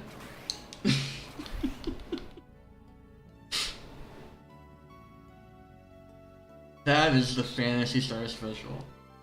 And, yeah, like...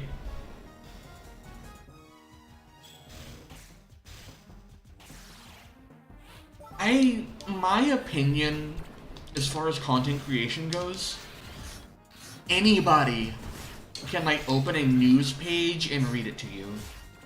And I don't have any ill will towards people doing that because that's literally how YouTube functions. If you want to like do content creation as like a brand or like a career or whatever, then that's what you have to do. But I just want to sit back and enjoy the game and be kind of okay at it sometimes, you know? Just be chill. Because that is honestly like a content style that is kind of dying out. Like those, I think some like other examples, like those videos of like people like playing like Call of Duty and just like talking or whatever, or just like random like Minecraft people just kind of chilling and then like getting jump scared, things like that. Like, I think we could use more content like that in the Phantasy Star sphere and not just like daily like click chasing. But daily click chasing is how you appease the algorithm, so I just don't play that game.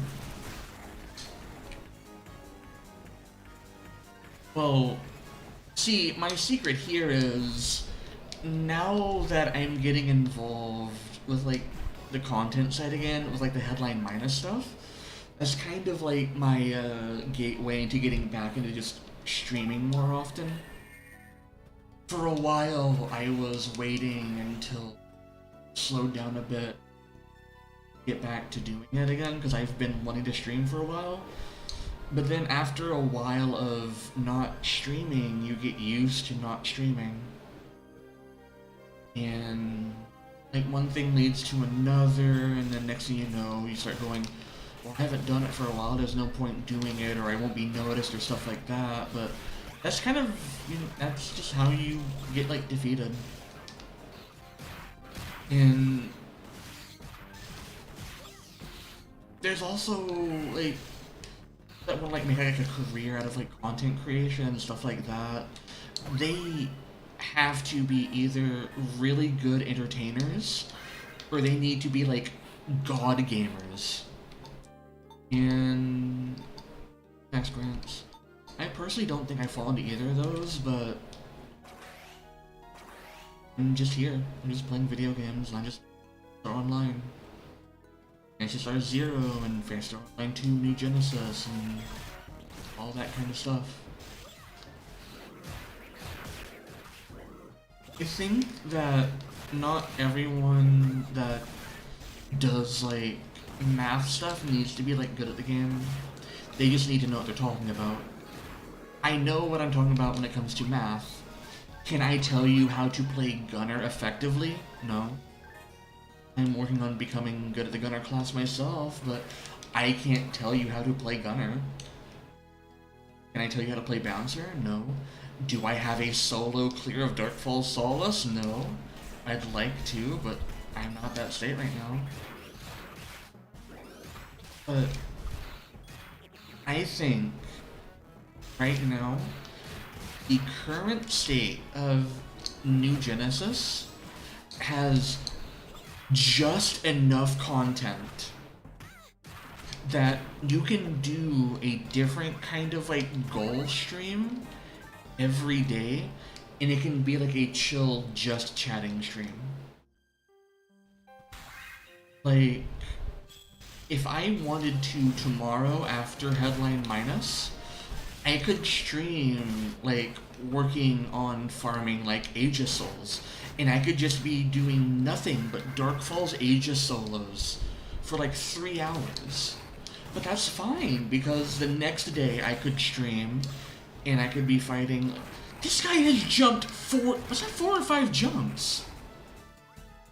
I could do Aegis one day, then I could play like normal Dark Falls another day, or I could focus on the seal. I could go for solos on Trinity, working on like getting Gigas capsules. I could farm Recon Gigants. Like there's a lot of different things you can do. I could go play PSO too, and like work on Endless. Or just stuff like that. Like, there's just enough content for the type of streamer I would like to be that matches the difficulty level that I could match. Like, when Retem updates, I can just stream dread looping. I could, if I really wanted to, I could be a complete sicko. I could stream Google Sheets and just do a just chatting stream where I'm just working on Weapon Sheet version 2.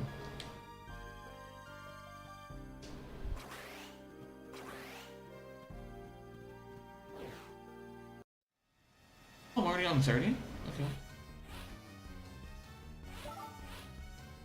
Stream Google Sheets. Yeah, like, community is what you make it. And seeing like the nitty gritty of it and just like hanging out with someone while they're working on like the guides that you use, it's kind of like a down-to-earth kind of experience where you just kind of go, yeah, this person's just another person. I need to block.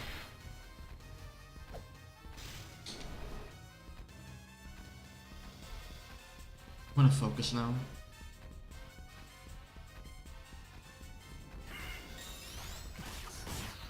Oh, one fireball, okay.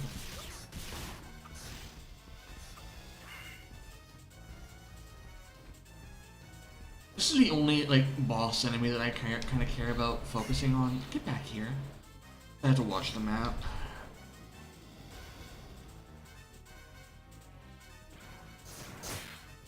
Okay. It's a fun game.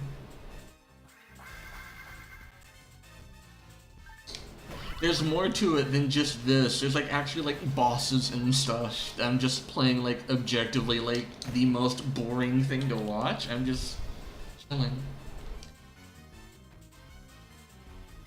Yeah, that's why those bosses fall over. I need to show you guys the funniest enemy in this game.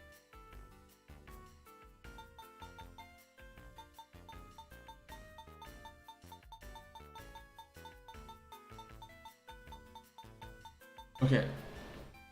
This guy, Fruitang. We've seen this guy. It has a rare version named Fru Naked. And he looks like this. They took his fur. They took his fur. And there's this guy. And then there's this guy.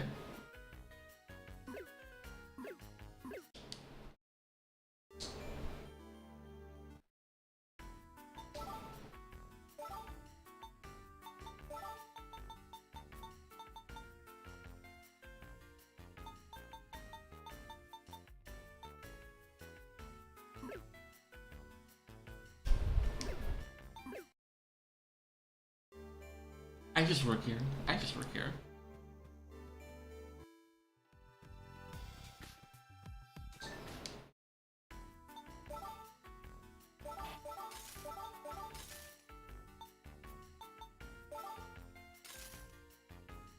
Tang, yeah.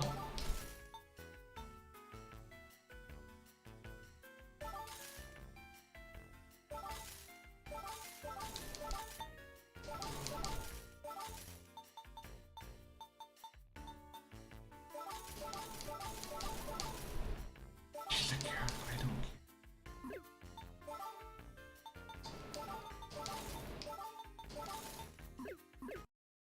care. My favorite thing about Tang is how it just like it felt like it like appeared one day.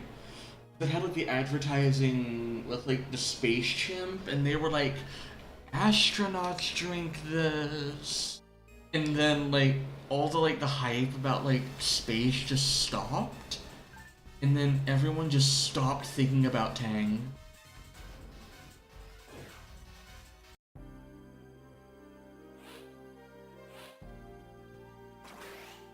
I'm halfway through 98 to 90.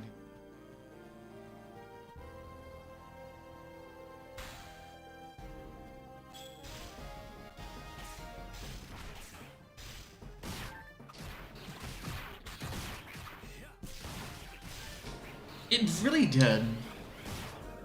You know what else disappeared randomly one day? Mary Jane's. I don't know if it's like an American thing or not, but like every Halloween on like those like mass like candy bags, like the bulk candy bags, there'd always be this like peanut butter candy named Mary Jane's. And they were kind of like Tootsie Rolls, but peanut butter and like molasses. And you'd only ever find them during like Halloween or in like dollar stores. And then one day they just completely disappeared. And they're for sale again at a store in like a city near me. And I saw them and I immediately just got a bag of them, and it was just great all around. I hope that hits it. That did not. Weapon.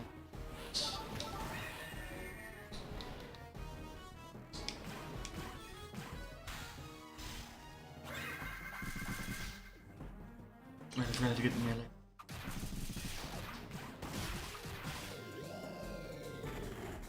But yeah, like, there's just things that, like, they just, like, disappear one day. and then you just don't see them for like 10 years, and then they suddenly like reappear one day, and you're like, man, I remember really liking this when I was a kid, and then you try it again, and like your taste buds have changed a bit. That's how I was with Tang, but Mary Janes are just perfect, absolutely perfect candy.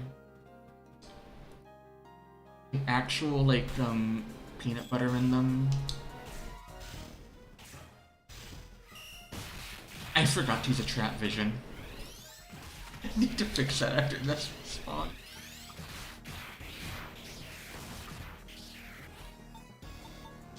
I keep forgetting to do that.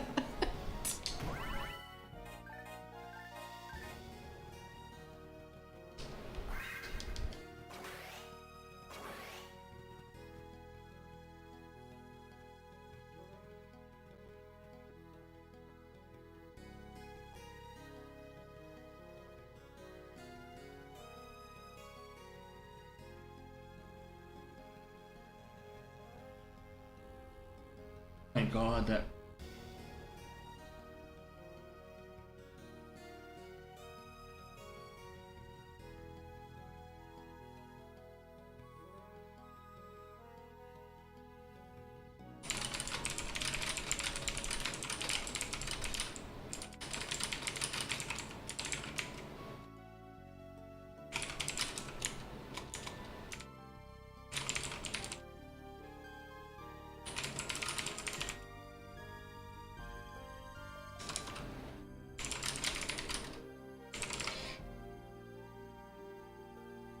Look at my notifications, and someone's pinging me asking, thoughts on Termina 5 all-sequence Gunblade over Fixilus Neos A? I goofed up so bad I lost my Fatale 5 Neos Astraean. And that, you hate to see it.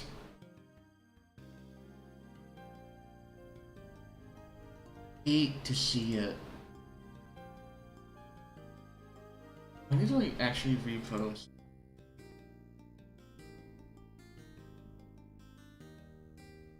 For the... I'm going to assume that they were I'm not gonna make any assumptions. Like, I just know mistakes happen. I'm not gonna judge anything. Mistakes happen.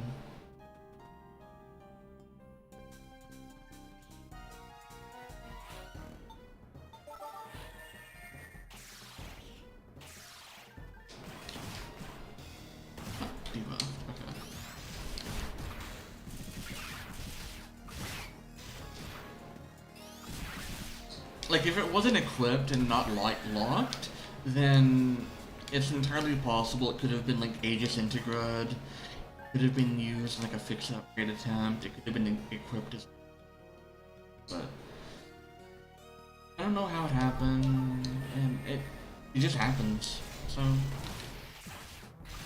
kind of like someone I knew, they made a 56 Dark Atlas weapon on JP. Because they weren't paying attention. Yeah, like, if you're using it, then lock it. I lock everything. If the... Oh, that's a nasty spawn. Like, always lock your stuff.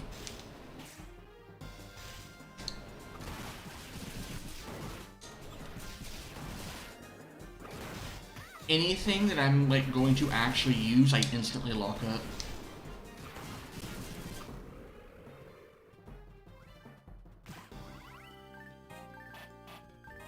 Monoflood.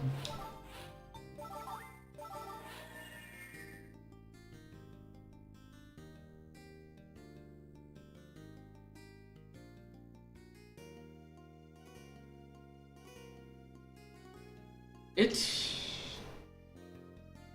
kind of mediocre. It was like a pre-prepared Starbucks, like, peppermint mocha. The peppermint is really subtle in a good way, but I might have just not, like, shaken it properly. Because the coffee flavor was stronger than like the peppermint or the mocha flavor in like a bad kind of way. And I also really don't like that I like bought coffee like willingly. But I mean, that's just kind of what happens when you're surrounded by bean water drinkers, I guess. And that's just a risk you take when you like peppermint.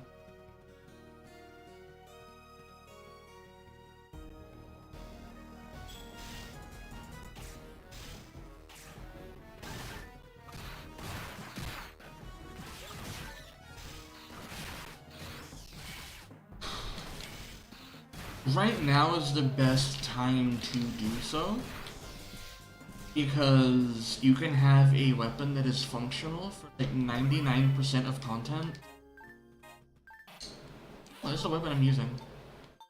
No element, no it is completely blank. Completely blank. Like, this is the one I'm using. You can like see it like go completely. Pretty funny. Get out of here. Yeah, like that's kind of like why you make really good gear at the start of the patch cycle.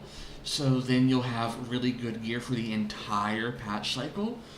And then you can save money on like upgrading stuff the next patch cycle. Or you just buy clothes. I just buy clothes. I bought cosmetics before maintenance instead of 4 Gladia Soul attempts. Could have been 4 Gladia Soul attempts. I kinda wish I got I almost died. I kinda wish I went for the 4 Gladia Soul attempts, but what can you do, you know? I got something tangible and that's fine by me.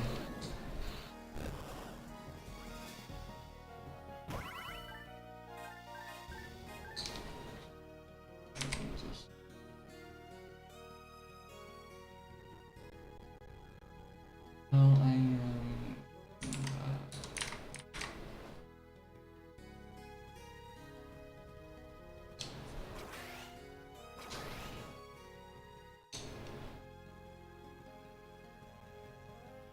a lot of catching up right now can be done through Lucille and like event quests, and that will like be a good bridge if you want to make like sicko mode gear, and it'll also be like more than good enough if you don't.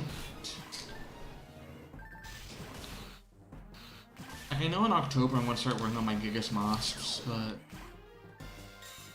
Mastery, Gigas, Maestri, I don't know. It's a dumb name. Horrible name. Horrible name. I understand the nomenclature and why they went for it. What?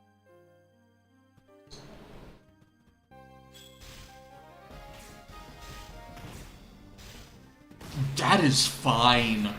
That is more than fine. Like, if you're within 15% of max, you are fine. The fact that you have Fixa, like, Nasa Strand at all is, like, still, like, way above curve.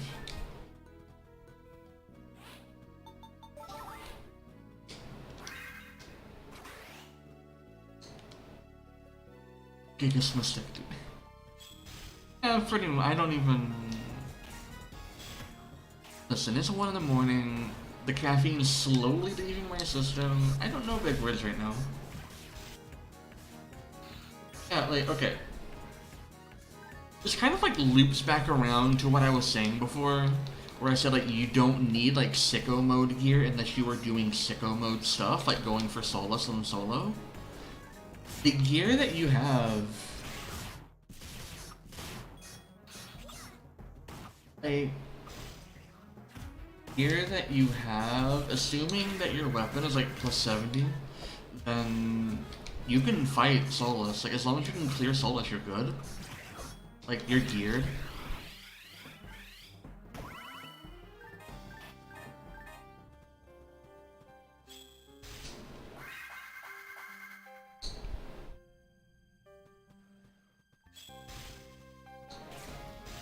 You're still using Obsidian? Why do you have a Termina for Obsidian? I mean, like, Obsidian is not, like, awful. Like, it's a really good series, but that is pretty spicy. Dude, I think the worst thing that I did, was I mentioned that Kaisar can have Fixa now, which is, like, the most, like, implying Vlad the Implier nonsense in the world. Like, imagine running Ancients in Rayord Gorge to fix a Kaisar. Oh yeah, I still have like a Christia like rifle that I use, but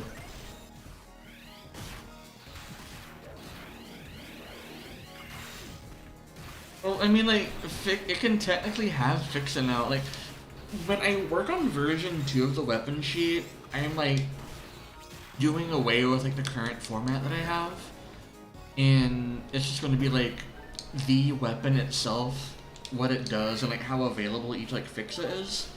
But on like Kaisar, like every like Fixa level on it is just going to be theoretical. That might change when Kavaris gets updated though, because you know, like they'll probably send it. Oh, they might take cold damage out of Rayord Gorge, or they'll probably like they might change how it works or something.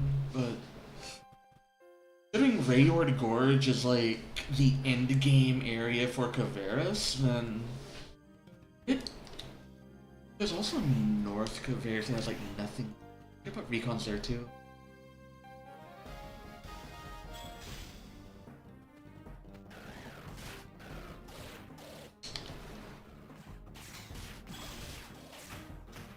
No, we're not next to it yet. See, like, we kind of, like, go through gear, like, a month at a time. And Headline has made no mention of... Like, gear cycle-wise, we have Grand Dreadkeeper on the horizon, which God knows what that's going to be. And we have Dread 5, which is going to be, like, kind of like stopgap version, but considering that Gigas Mastery is like really common to come by and has so many gates, like Gladia Soul, things like that, I think what's going to happen is we'll get things like Soul 5, but they'll be weaker than stuff like Gladia Soul. Because we already have like Gladia LC. Gladia LC kind of like already invalidates what like a Soul 5 would be like, because we're moving to like all potency. That's red boxes, neither were good. It's really difficult to say what we're coming up on, but like gear lasts a really long time right now. Like, Neas Strand is still good, Gunplays is still good.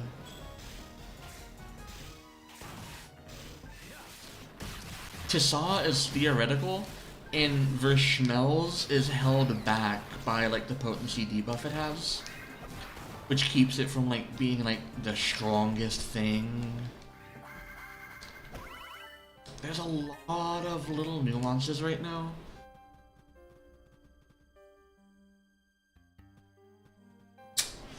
Rugged Pursuit was... all the add-on attacks were kind of, like, doomed in a sense, because they always had a sort of expiration date on them, because they always fell behind on like photon blasts.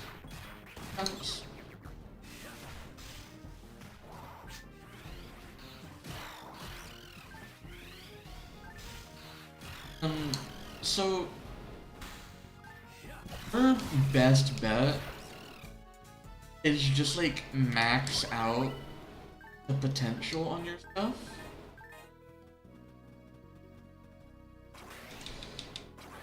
They did that for all of the ones that could spiral out of control.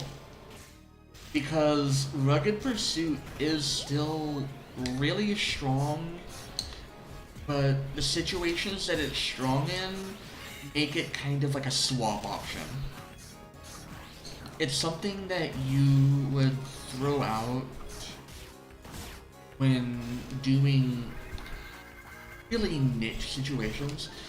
Now, with the headline mention that they're reducing costs on like lower level weapons, that's going to help Rugged a lot because it justified a bit.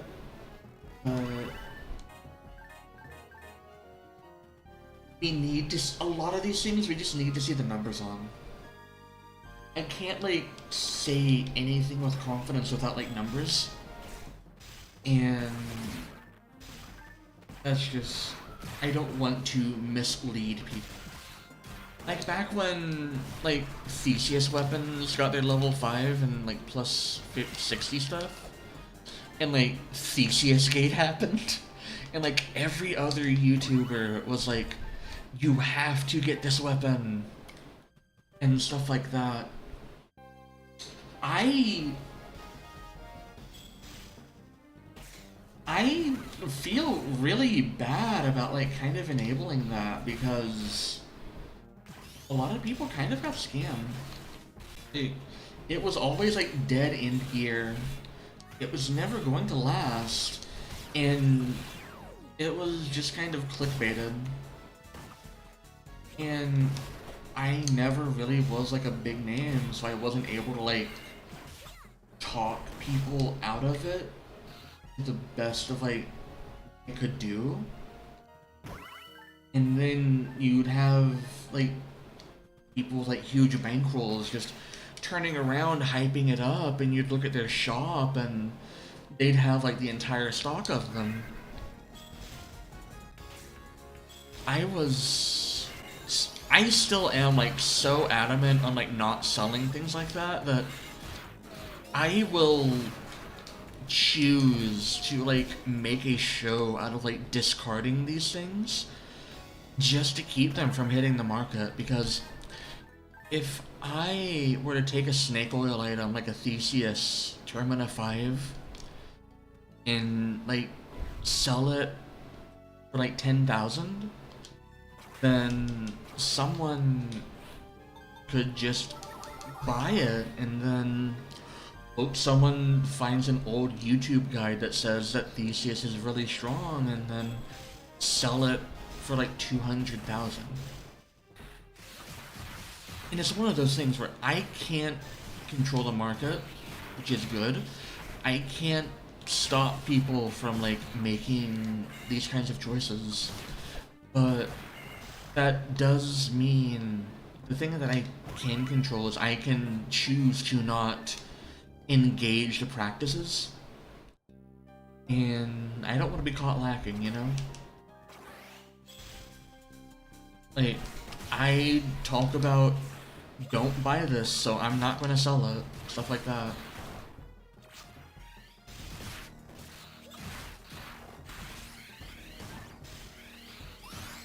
I don't want to have to make like a weird YouTuber apology video where I put my cotton ball suit avatar in like the corner and have to like MS Paint like crying eyes over it and go, I'm sorry, I really needed that the new bikini to take the screenshots in. You don't understand. I'm so sorry, I'll never do it again. And then I start like, video title, I messed up. I was considering making a clickbaity video title recently, because I made a weapon for Dark Falls Aegis. I repurposed one of my Vrishmel's weapons, and I put like Dreadkeeper and Doll Soul on it, which is bad. Really bad for general use in general, and then like even worse for Vrishmel's because it does literally nothing. And I was gonna have like the Dreadkeeper Vrishmel's as like the thumbnail, and it was gonna be like, I made this weapon and you should too. And it was gonna talk about like potency 4 on the mobile cannon for Dark Falls Aegis. Because it's a legitimate use case for it. But I have my integrity, so I didn't do it.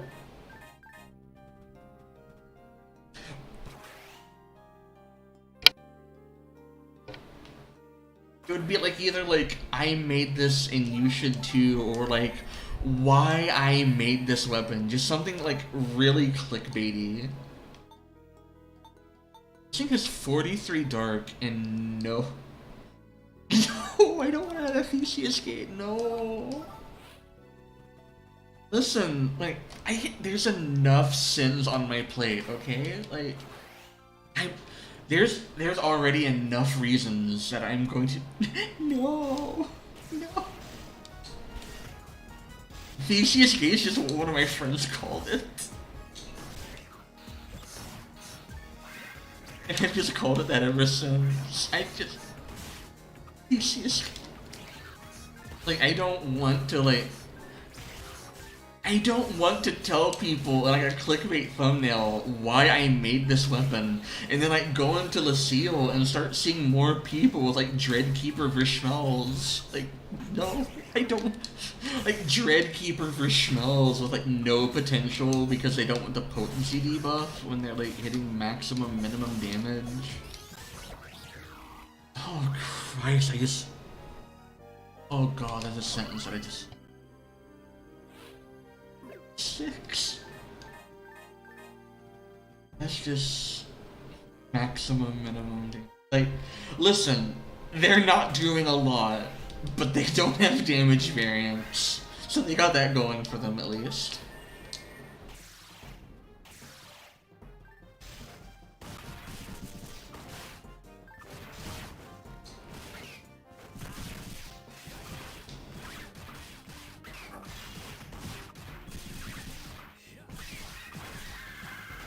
I think what I'm gonna do, my plans for tomorrow, God,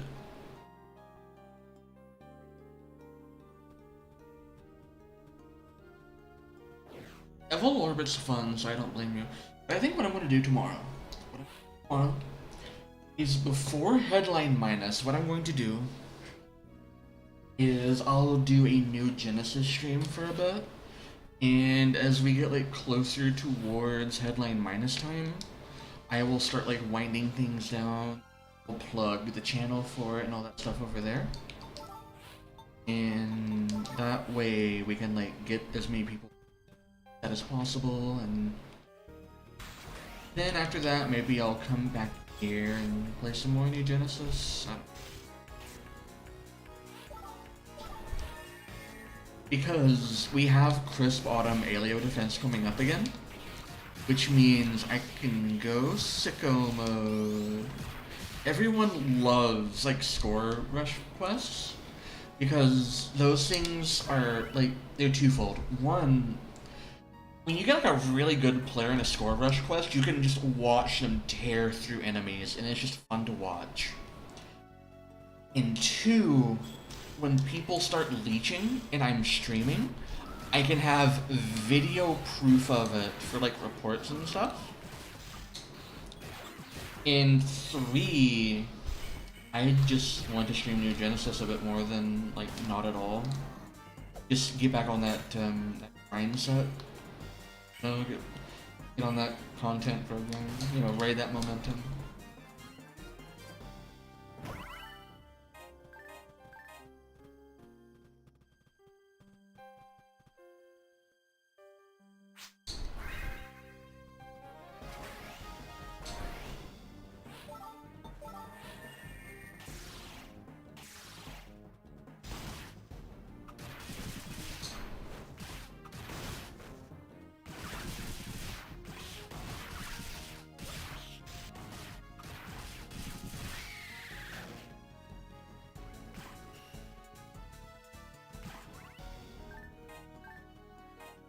Material.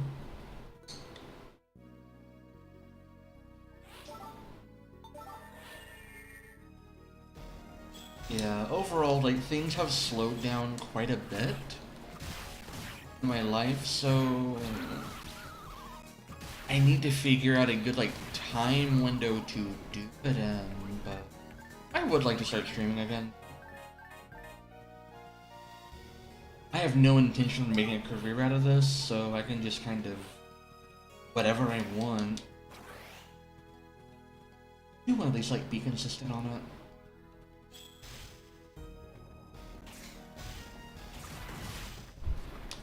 If the content you don't like, if the content you want to exist doesn't exist, then I hate it. And that's what I'm trying to do.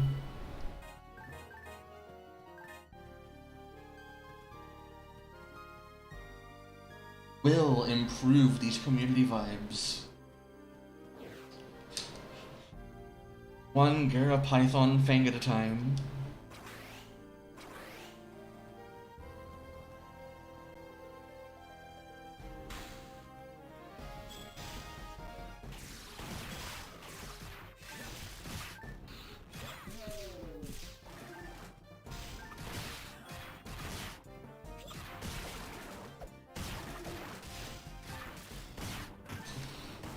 I thought I got paralyzed, but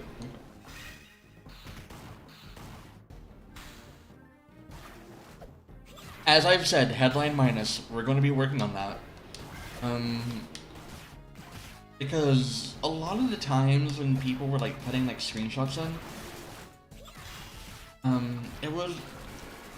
there's a lot, because they're the loudest. I'm saying it's because they're the loudest. There's people that just want attention, and they go about it by just like wearing like the provocative stuff. But it's not all like just thirst. There's a lot of good out there. It's just hard to find it because it gets run off by the weird stuff. Because there's no accountability. But like, again, headline minus. We're going to see what we can do. We're going to see what we can do. We are not going to have a screenshot showcase, like, first off, because it would be kind of scummy to just, like, Rappy Mail it up, like, just take Rappy Mail for ourselves, even though people are still using it. It'd be really scummy to do that, but we would like to start doing, like, screenshot showcases and stuff like that, but, like, have to get our foot in the door first. Yeah. Deadline minus. We'll get there. We'll get there.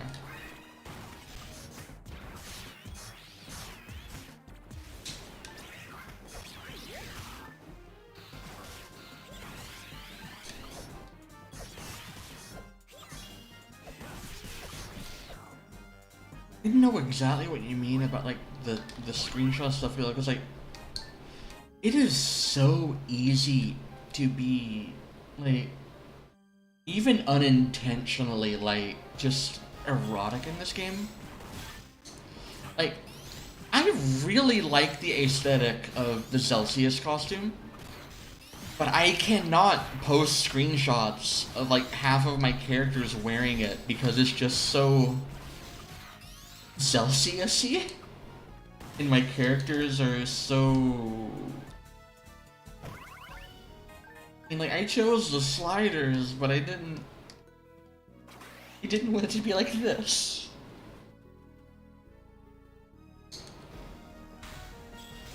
Okay, I mean, I did kind of. Not like that. Like, I don't want to be my entire, like, character's aspect, but I mean, but yeah, like, it's just really easy to be alluring. And that's like a shortcut some people take to like being appealing, but if you're not actually like engaging,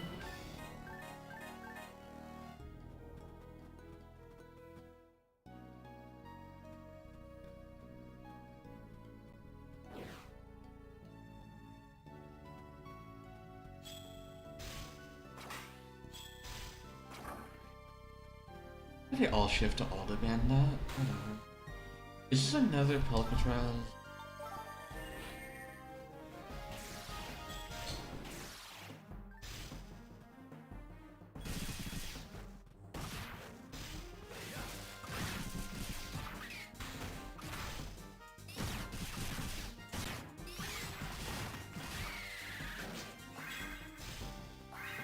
another problem is that people like hold everyone to these like impossibly high standards, or they also let them kind of be like low standard, and then their high standards where they kind of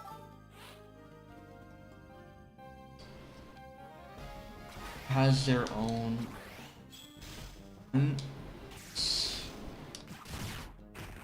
Sometimes you can get them. Oh, am I? I'm kind of mumbling a bit. It's like 1 in the morning.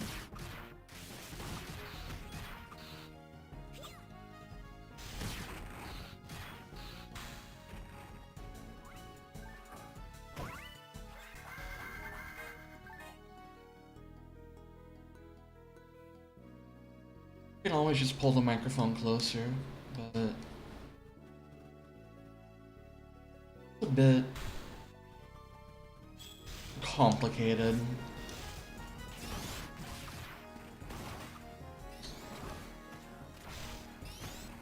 Like, the end result is, instead of, say, 200 people with the same mindset just getting together, there's maybe 5 or 10 people per like small community,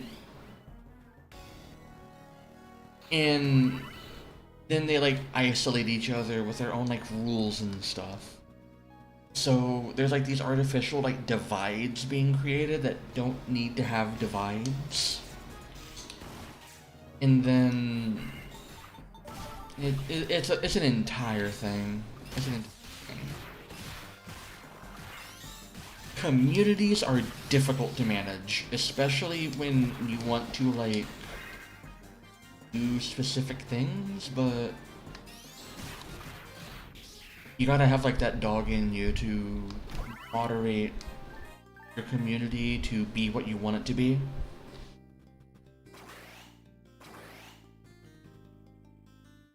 It's like trying to join like a mobile game Discord and then trying to find one that doesn't have just like a channel for, you know, art of a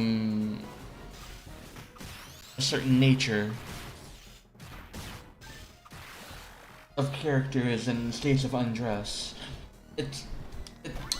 The ones that don't have channels like that tend to be like more agreeable and just healthier communities to be a part of, because a lot of overlap between servers with channels like that and then like, you know, people that are just rambunctious.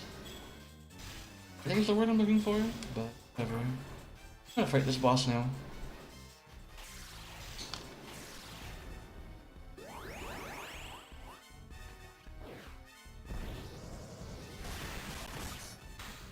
I think that hit.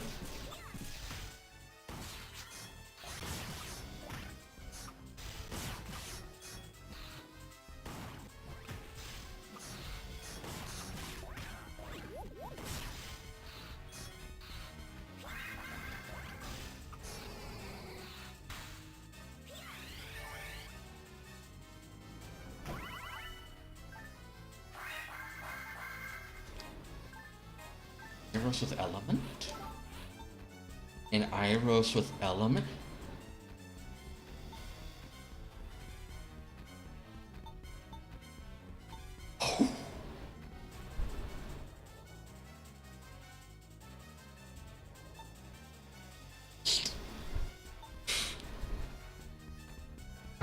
Oh.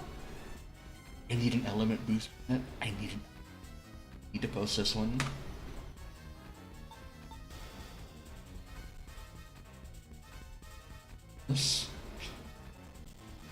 Oh my goodness.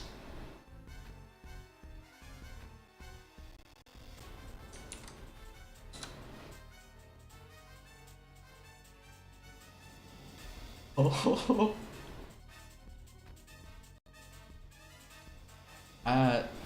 That's an immediate save.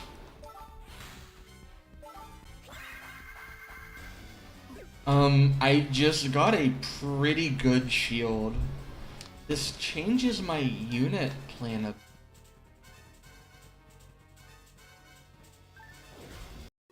Oh Christ, it doesn't have machine though, that's so annoying.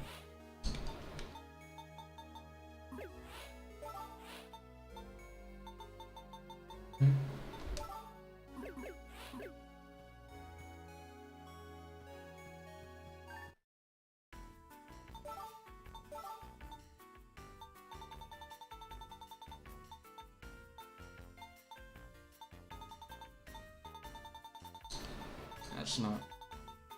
Here we go.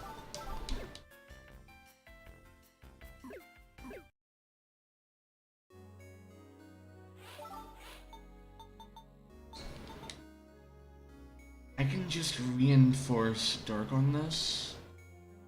I'm playing Picross because New Genesis. And just like working.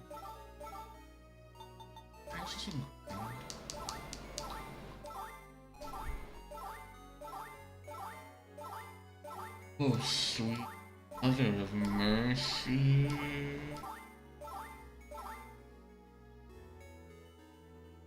Oh.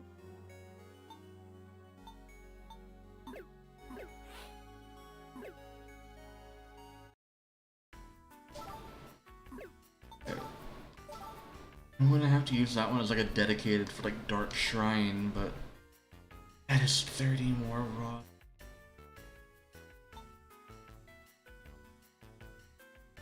That's a good drop. That is a really good drop.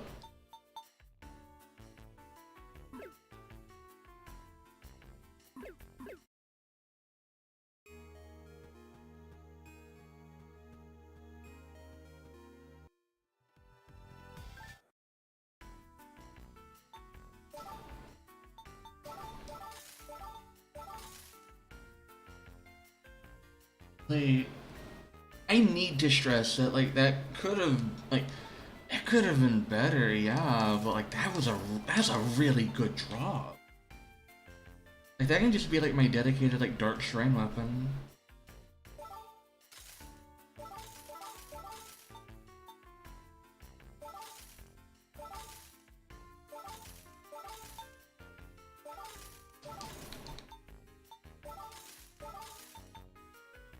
I don't need that.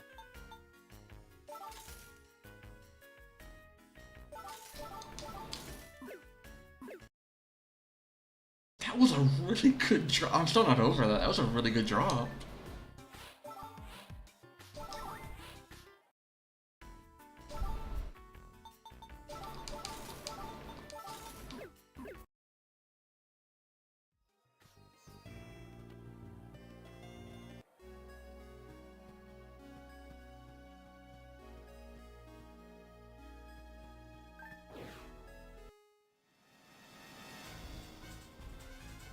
Break the box.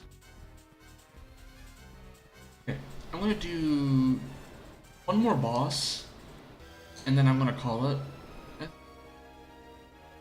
And we'll do some new Genesis stuff tomorrow. Yeah, like a good drop should make you like want to keep going. You should look forward to wanting to use it. It shouldn't be a, well, now what thing. It should be a use it. Unfortunately, I can't quite use it right now because I need to do like specific like reinforcing on it. All like softer setting. I can't afford to do that mid-run. Yeah, we'll do one more boss and then I'll call it. Get a nice 3-hour stream. And then tomorrow, or later today or something, I'll just be... Well, 13 hours from now, I will probably stream some point farming. Alio on Autumn Alio defense, stuff like that. And then we'll use that as like a warm-up for Headline Minus.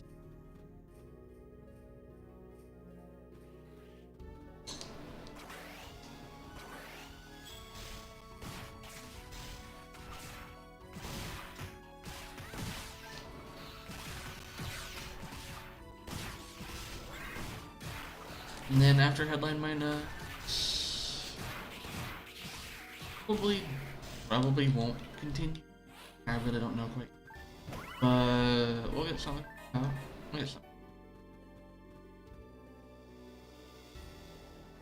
Also after Headline Minus, I'll probably just take another walk. Some cardio in.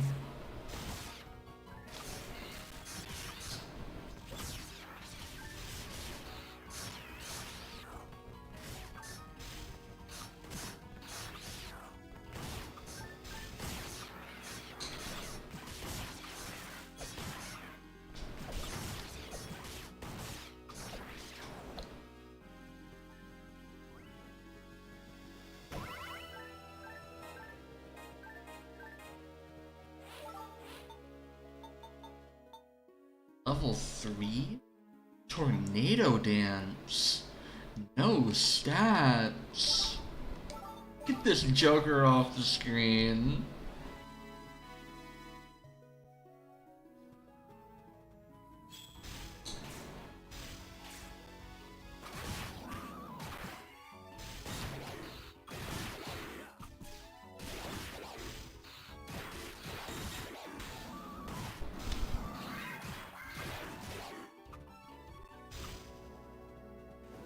Away from there.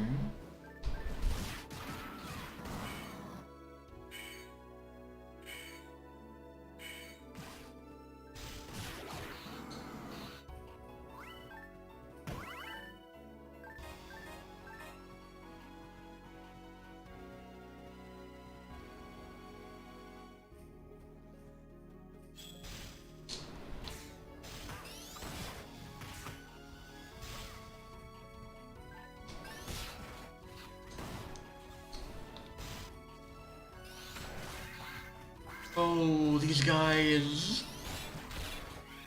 Why are the street sharks like this?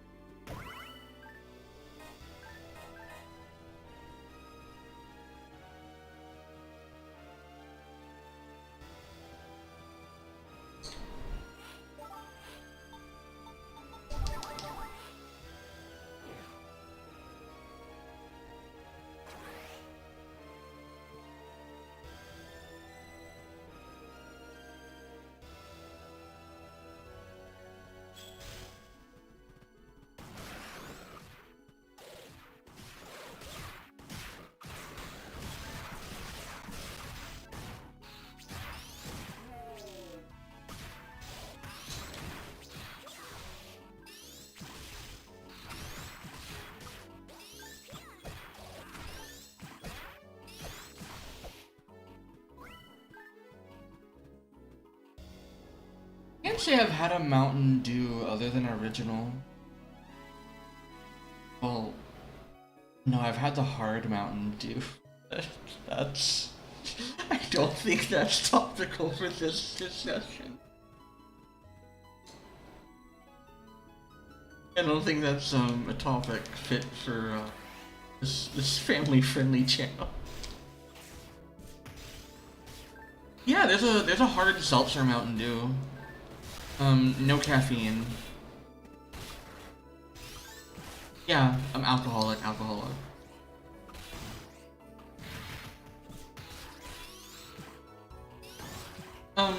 Sometime like last year, a lot of brands have started getting into the, like, not, the kind of like pre-mixed alcoholic beverages kind of fad. There was hard Mountain Dew. There's hard Lipton iced tea. And there's also like Monster Beast Unleashed, which is kind of crazy, but it's just another hard drink. Fortunately, none of those drinks have caffeine in them.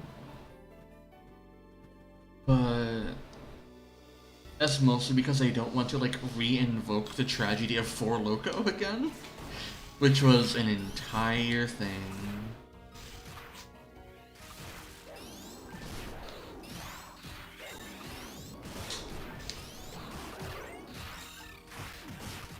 Like, I don't drink alcohol often. I have like one like can of something every like 4 or 5 months, and I've had a hangover from like a single tall boy can of twisted tea. So there's a reason I don't drink often. I don't anything to do with anything. Sometimes you just want the taste of alcohol.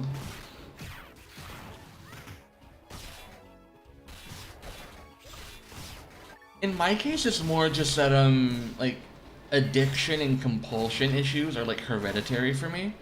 So I need to be really, really careful about my hobbies.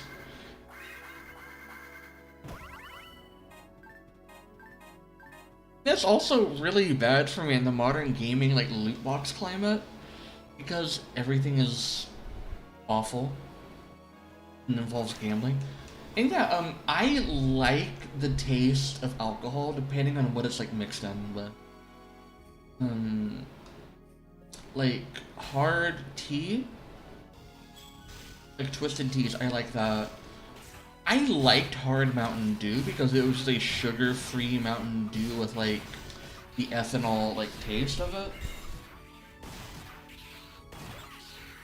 I want to get into just like mixing drinks every now and then, but I don't want to like commit to having a bottle of a spirit, because otherwise that can like kind of,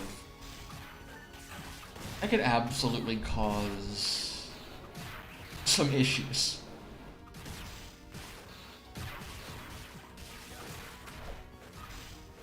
So I remember one drink I had was when Kavaris was still like new. It was the first time I ever like fought an Alms Kavaris without getting hit. I was like blocking everything. I just had to be like a drunken master to do it.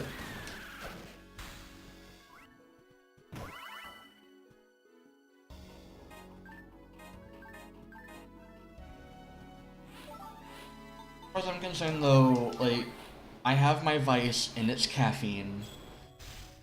Lord, do I have a caffeine problem. That's why this stream exists. That's why I'm streaming right now. Well, that was a mistake. But I can feel the sleepies coming on, so we're doing alright.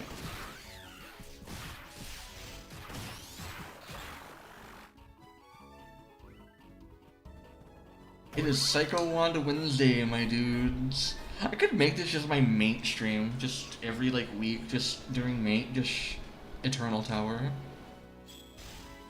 Pretty good for just chill streaming.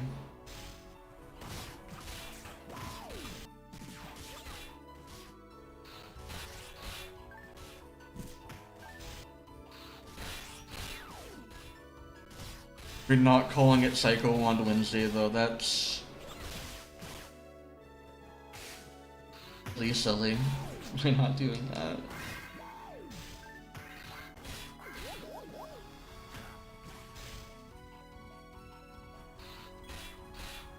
See, the problem is I can't, like, I can't stream PSO1 Psycho Wand farming because I already have a Psycho Wand.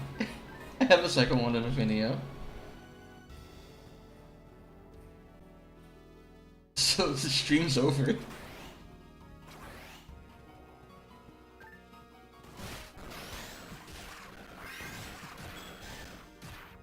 Have to use it on Wednesday. Oh my god. I don't want to play Force every time I play. It's so boring. Ooh, I clicked raw Wait, look out guys, this game was so much better. I got a really good shield and I'm joking about Psycho Wand Wednesday. I'm gonna drop a Psycho Wand right here. 2 red boxes.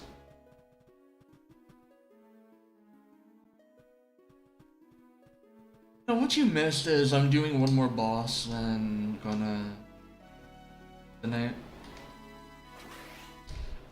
And I do have a plan to stream tomorrow a bit before I'm minusing, so it's like a warm up for that. I can't wait for Psycho Wand. Oh, we're not doing Psycho Wand Wednesday. We're just that's update day on New Genesis. We literally cannot. It'd be Psycho Wand Tuesday. It'd be the mainstream.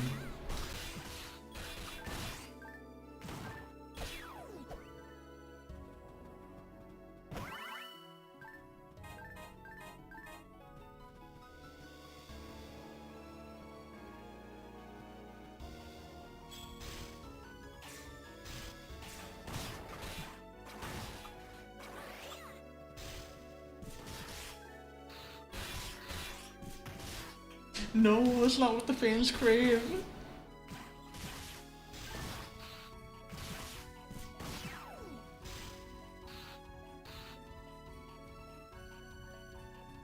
Oh god, I'm being... Just someday. Can this guy like hold for a minute?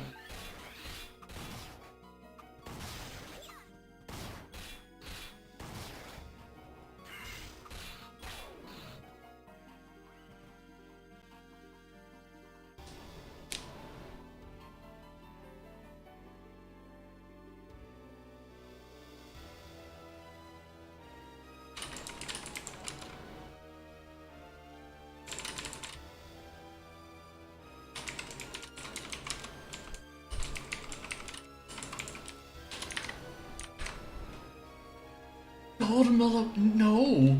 I am not hunting handgun gold, no. Absolutely not. Unless you paid me.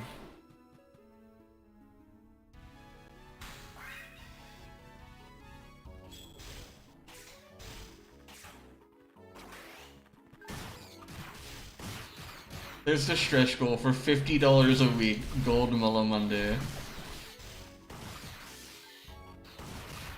For $200 a week, I will hunt handgun gold with hit on stream every Monday.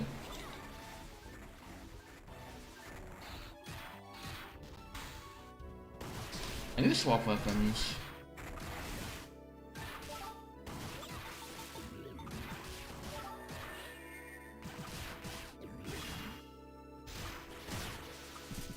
Listen, if I'm gonna charge $200 a week for it, then we gotta make it a good hit.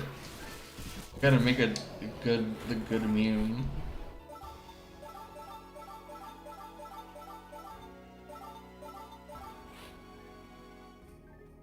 Why specifically 50 native? No! It's bad enough that we're joking about hit. That's 5% on a 1 in 12,000 drop.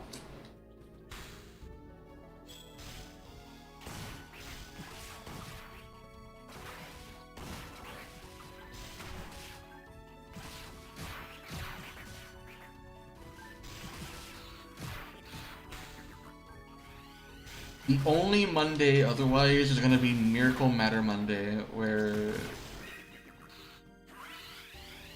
I need to queue that post for next Monday. Just Miracle Matter Monday.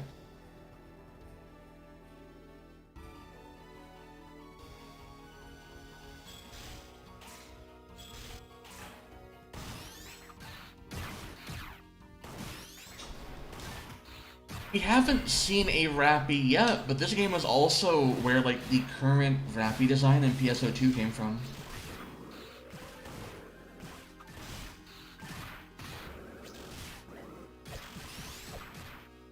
In general, this game is kind of where the more like modern anime style from PSO2 has come from.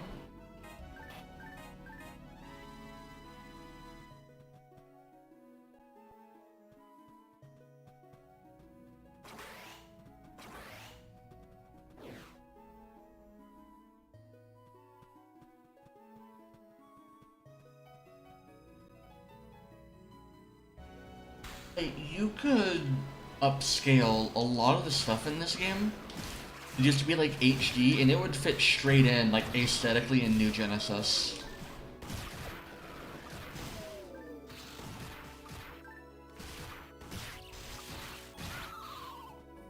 Like, all of these Jokers right here, like, these guys have, like, the kind of, like, vibe that New Genesis has.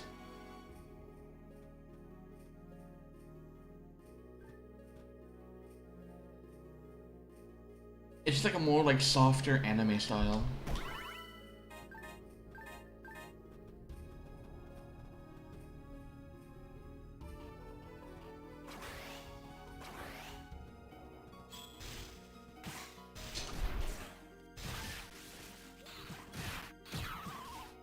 Yeah, Gunblade originated in this game. This is the game that Axion, like Relic Axion, is from. Hey, Kai, right there, that's Relic Axion.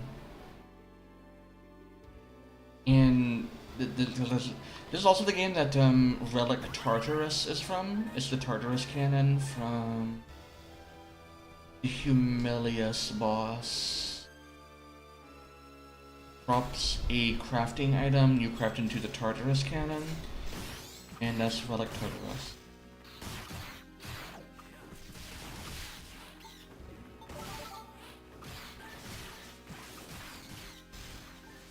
But yeah, I mean just like, no, Motav Prophecy is from Phantasy Star Online. That's more like just like a Phantasy Star Online thing. But it's also just like in almost every game. I don't know why she has a Motab prop. She has that.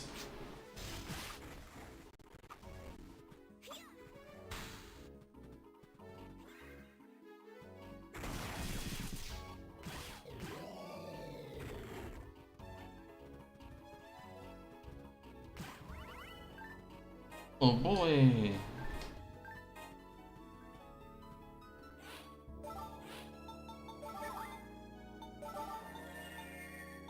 Fenrir, reverse kill.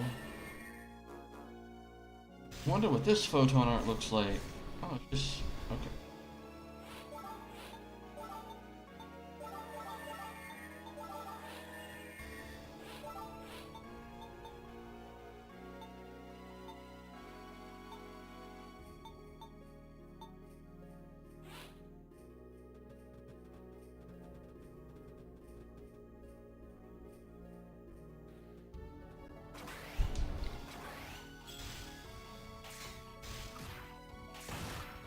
Thing about old Phantasy Star games is you can just play them.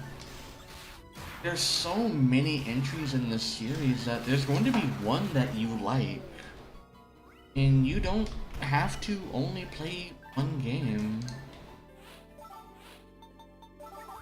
Besides, almost all of them are multiplayer enabled, so you can just play.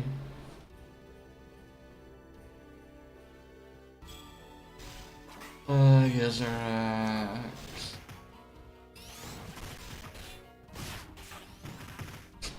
Oh, Christ almighty, those HP materials mattered.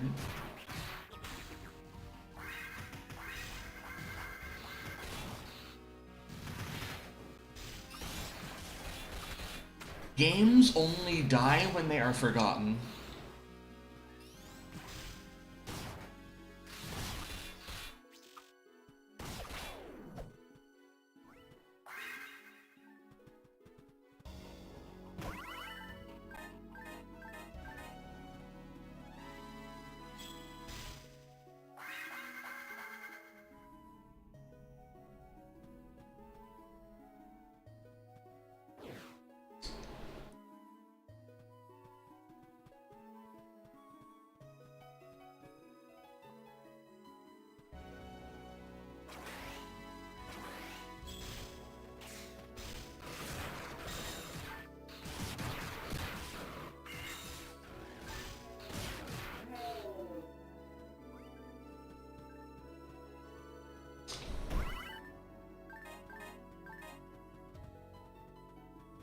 It's so funny when you get like a sector of endgame enemies and then like the next area is just Gerhasia Valley enemies.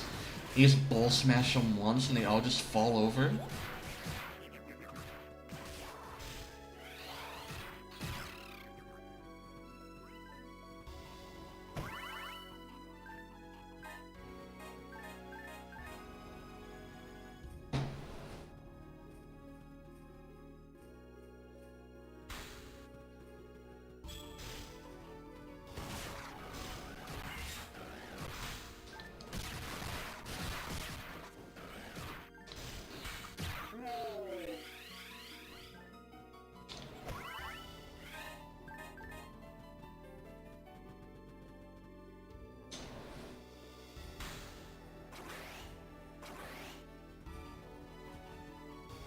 No, I don't want to play.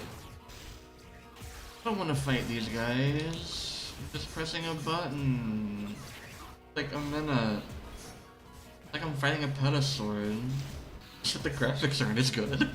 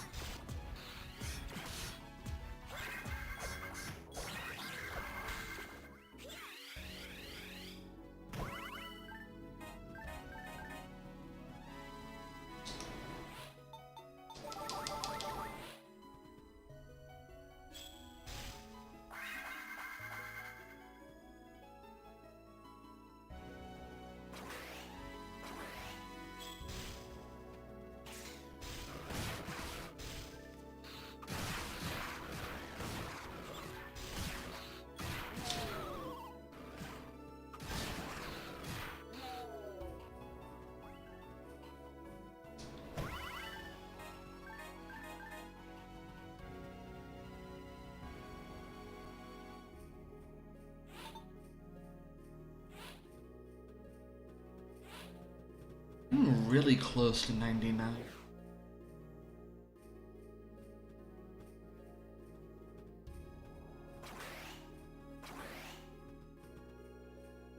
Just high enough in tower that the experience is finally, like, good.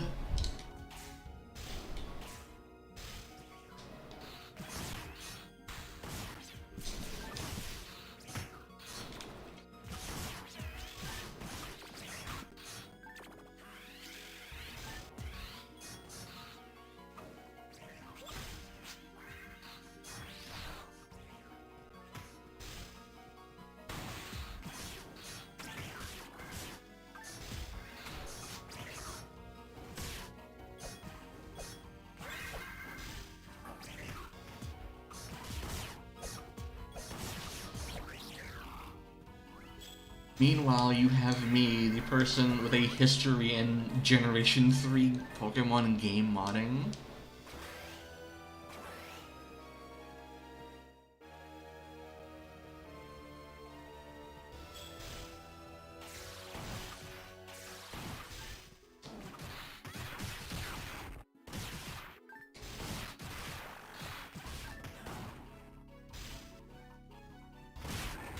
I am partially responsible for the physical special split even being ported to Gen 3. On like the Western scene.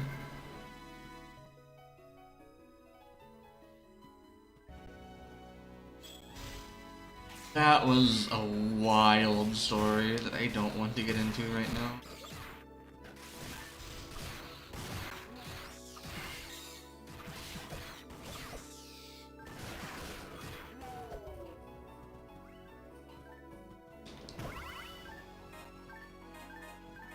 Man, a Fenrir. I've seen that before.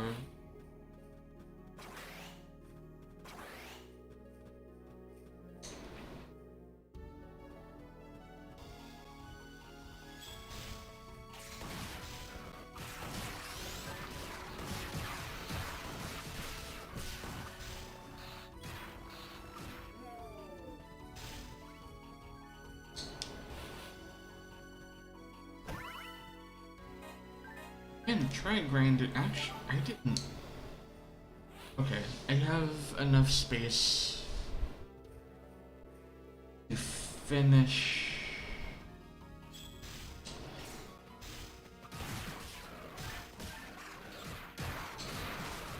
The only things I specifically know about Gen 5 would reveal specific tastes that I have, so I'm not gonna talk about, Gen 5 was a lot of, like, just really cool mons. One of my friends did a, like, ROM hack of Fire Red, and it had, like, Conkeldurr and stuff, and he's just cool. I think it's like... Oh yeah, there's like 1,000, like, I mean... When you consider how old Pokemon is, having 1,000 Pokemon isn't that unreasonable.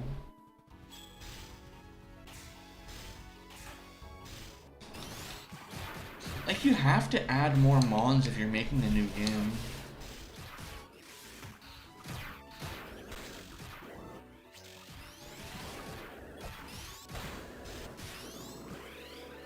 You also have to, like, consider that when, like, Pokemon, like, first came out, it was just, like, a pair of role-playing video games for the Nintendo Game Boy.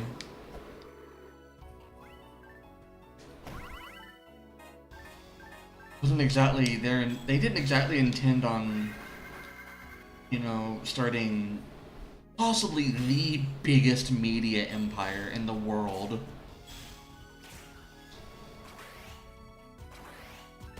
Oh yeah, it's really, especially now with how we don't even have like sprites of anything past like Gen 6. And you have people making like off sort of display things, and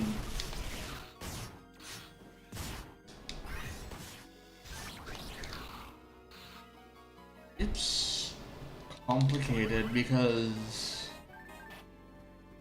like, take like Ruby, how like dithered, and I don't think dithered is the right word, just like the palettes used in Ruby. Those palettes were chosen with like the Game Boy Advance's like screen in mind, and how it was just bad. But then by the time like Emerald and Fire Red were out, we had like the SP, which had like a better screen, so they were able to do like more like vivid and colorful designs. They were able to like really let their mons kind of like pop out and stuff like that.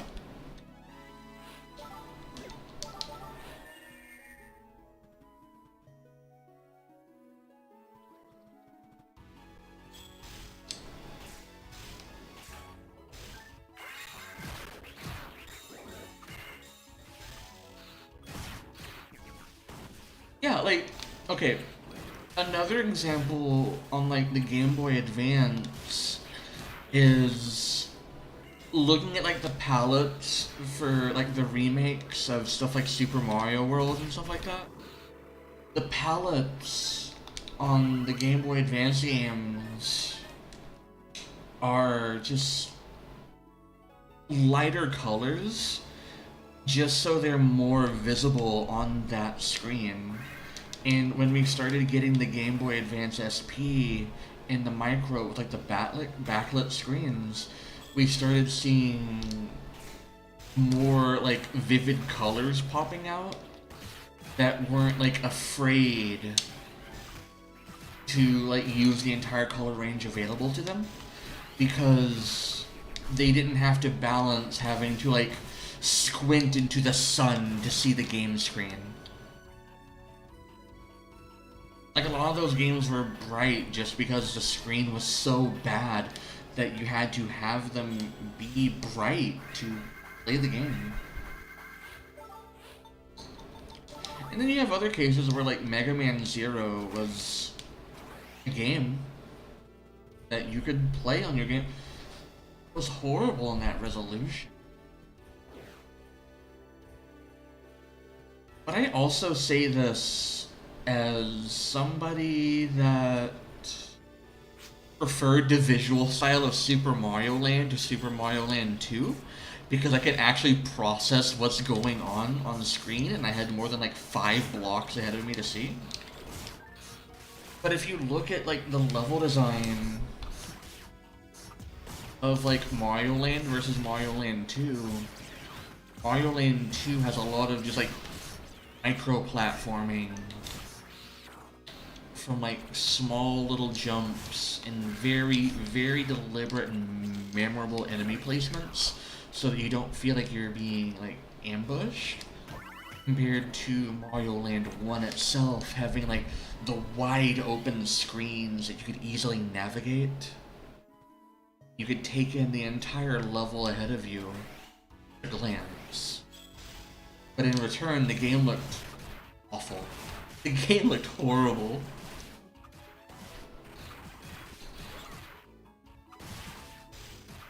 It's kind of like the Game Boy Advance port of Mega Man and Bass.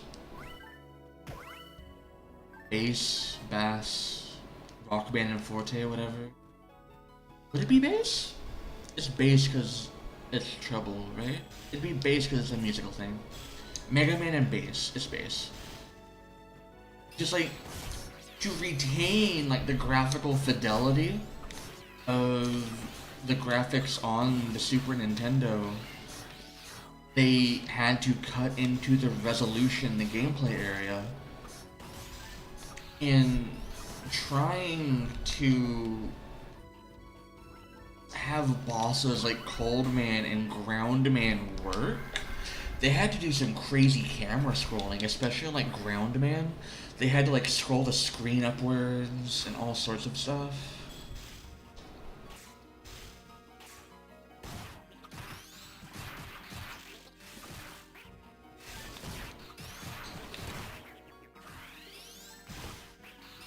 Honestly, I've wanted to like do like Mega Man Maker streams and stuff as well.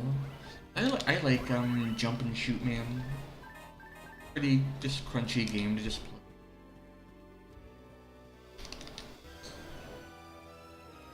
Hot take of the century, I think the Game Boy Advance like sound font is really good for the Mega Man and Bass soundtrack.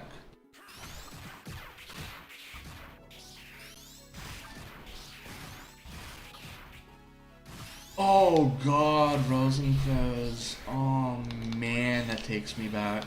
I remember when that was new. I remember waiting like 4 years for Frodenstachel to come out. And I remember finding out why there was such a delay for Frodenstachel to come out was, oh right, I'm on floor 450, okay.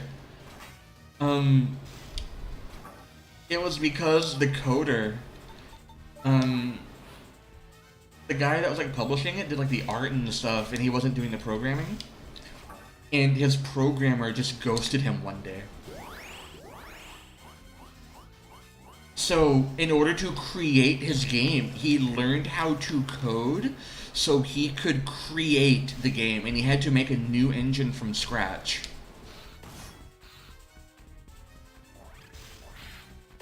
And the password for like decompressing the assets in the game was like such and such must die.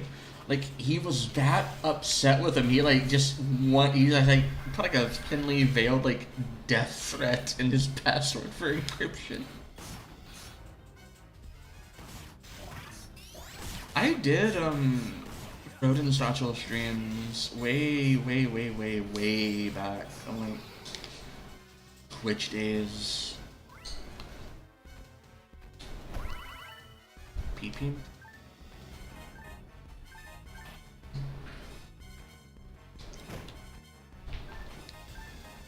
Oh yeah, no, like, he had to remake everything from scratch. It was dreadful. And it's kind of why the game is so objectively speaking, it's not a great game. No, he didn't. I don't think he knew them IRL. But no, objectively speaking, it's not a good game. It is a really bad Mega Man game. The entire end game is so Uh, but I'm happy that it was released. I'm happy they were able to finish it.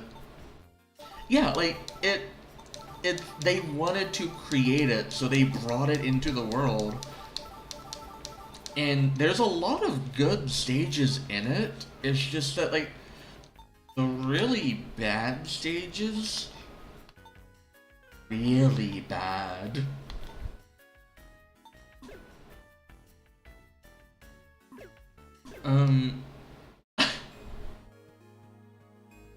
I also really like the Toho Mega Man clone, Mega Mari. That's like one of my like top 3 Toho works. Mega Mari is just really fun.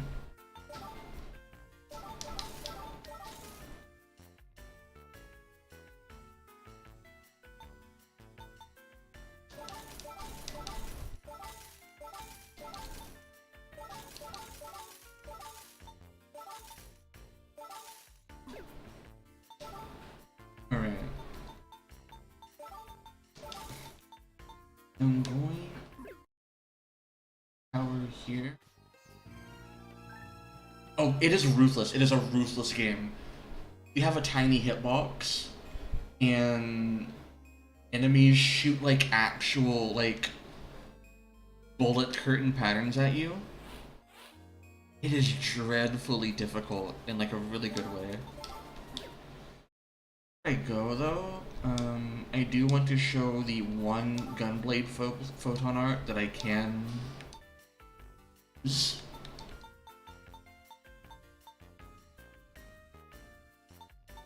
And find where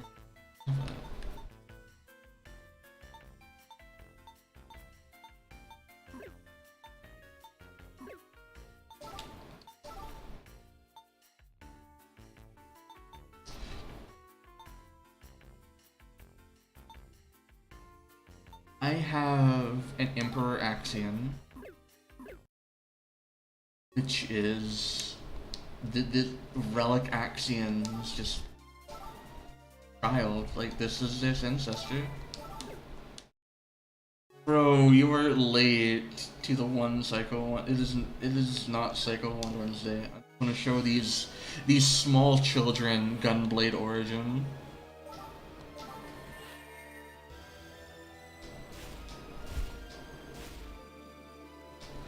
It was more about the blade and the actual gun part of it, but when you lock on with the gun blade in this game, it changes your shot, it changes your attack to like this triple shot, and you can shotgun with it. And also, this Gunblade Photon Art Earth Bullet is really cool. I would like this in New Genesis.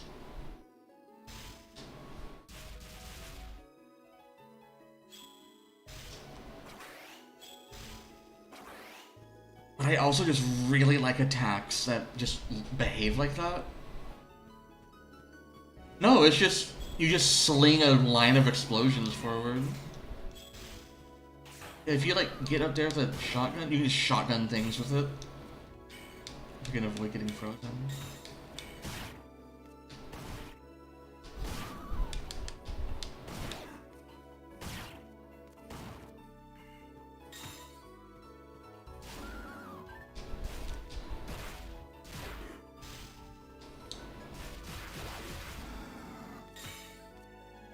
Yeah, that's how people like mob with gunblades. It has really wide range.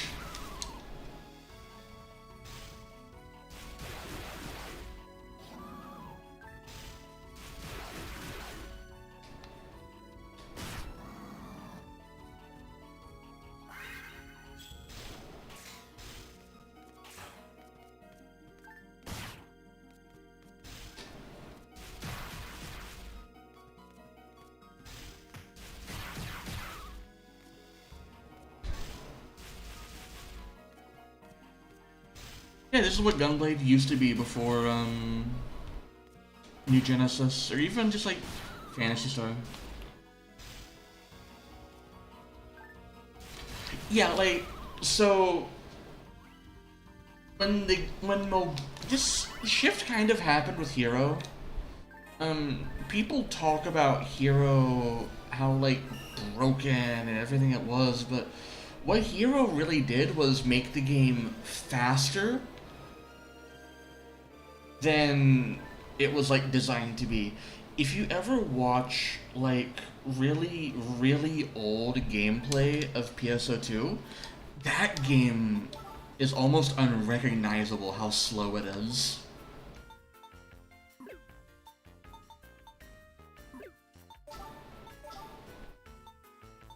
And more weapons.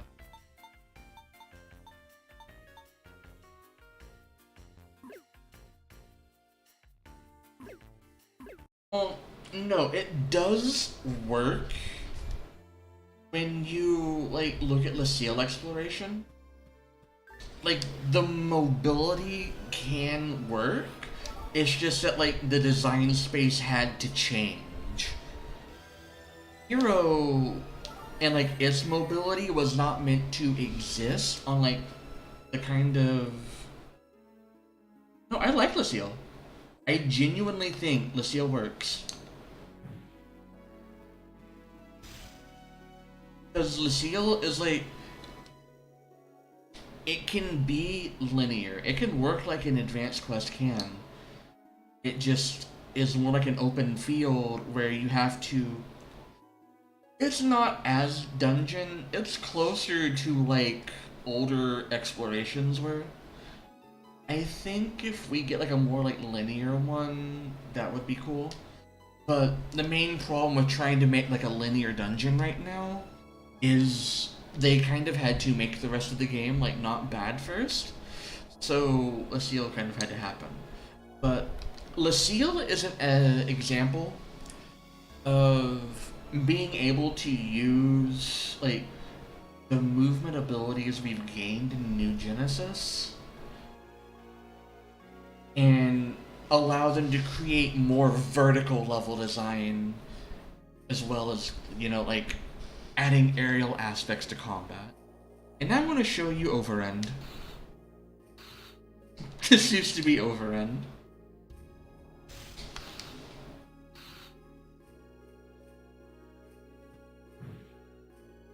This is the game Overend came from. It hits like 3 times, it hits like a truck. It takes 2 years to charge. Everyone tried to spam it.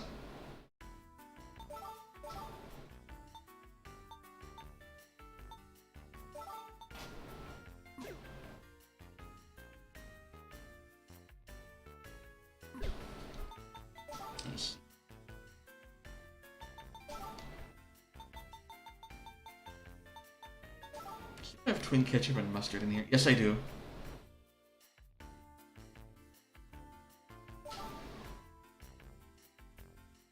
Should have been condiment dispensers were mistakenly weaponized.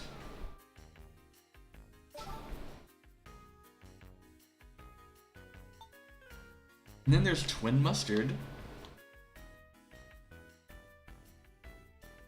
And I'm going to end this stream on a high note by sharing this weapon's flavor text with everyone that is present here.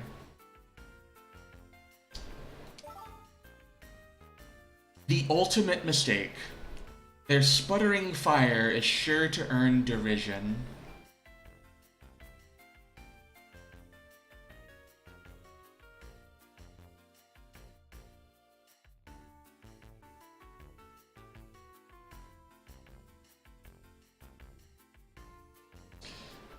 And yeah, no, like I agree. Lucille isn't like a proper dungeon, but it's an example. An example of what dungeons can be like when our movement is like accounted for. Like comparing like Forest on old PSO2 movement is you need to like understand like our movement speed in old PSO2 was maybe like half of what it was like even before movement photon arcs. We didn't have a double jump on anything other than jet boots. It was terrain meant to be traversed and add like sort of like verticality because PSO2 was the first game we could jump in.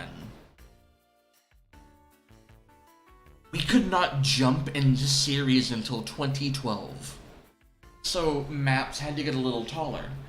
But when they added Hero, added like the always on double jump, and then they started giving everyone else double jumps, and our map shifted more to like flatter planes, then you could see like the effects of all that like unintended verticality on enemies like Dark Ragnar. Or like even like Falls Hunal. Or Falls Arms or Elder. Those were you were meant to be on the ground. You weren't able to just like fly above everything like you can now. But now when you look at things like Battleship Infiltration, that was a map that was made with like all the extra verticality that came in from episode 5 and 6. They took that into account when designing like the obstacles and like, the puzzle rooms and the traps and the enemies and stuff like that. Like Lumen Mechs can account for how high we can jump.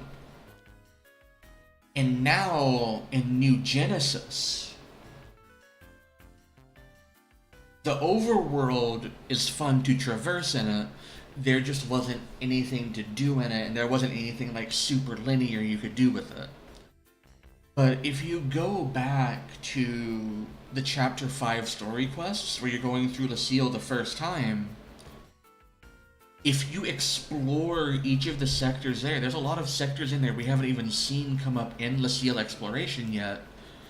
And you can see the foundations for a start to finish dungeon that has like room for verticality and puzzle solving that you couldn't really get like in PSO2. Finding switches in like Forest was just like press switches on the ground. And in PSO1, or even this game, I said I was going to end the stream, but like in this game, like navigating a map in this game is just a matter of like running around effectively a flat plane trying to navigate like locked doors to find like key cards to open lasers and stuff. Like I said I'd end, but I can like just kind of do like a single something small here just to like kind of put into perspective how slow this game used to be.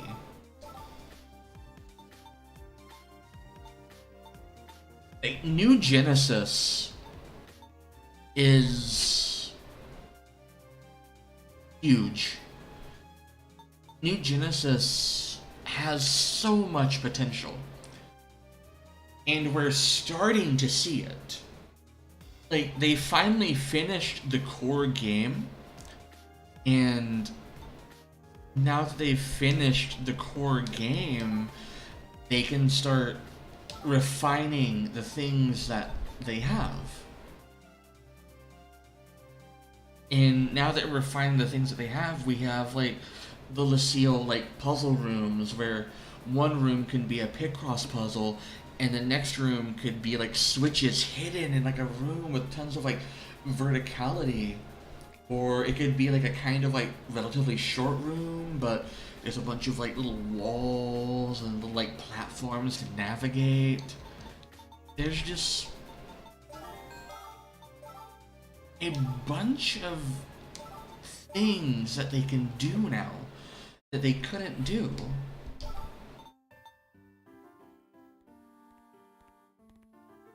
Thank you. Like, dungeon crawling in the series, it was boring. Like, you enter a room,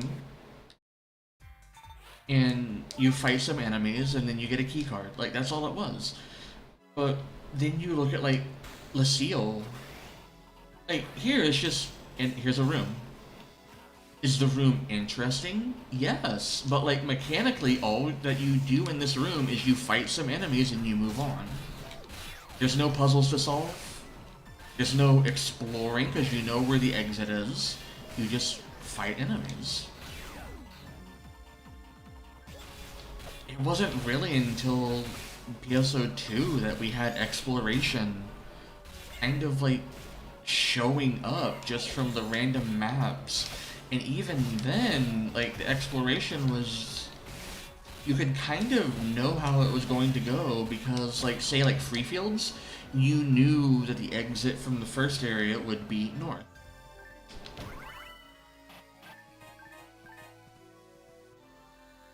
But, like, all I did in this room was I just fought some enemies and I unlocked the path forward.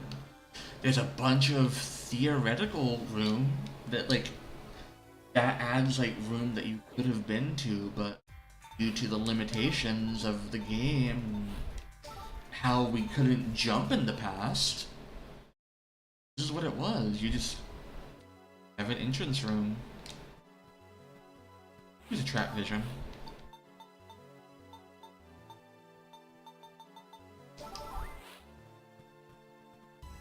Another thing that I think New Genesis is missing is just like animations for like bosses spawning in.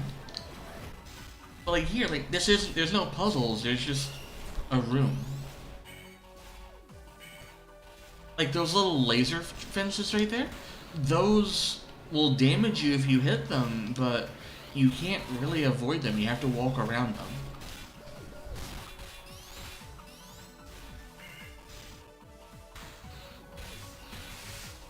Yeah, like, I'm not saying it's bad.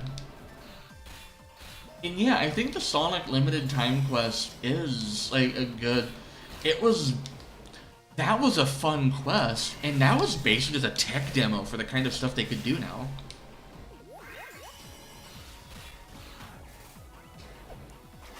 Like here, like, there's not like a puzzle, like, the puzzle is just spikes. You have to walk across it, and you find a switch.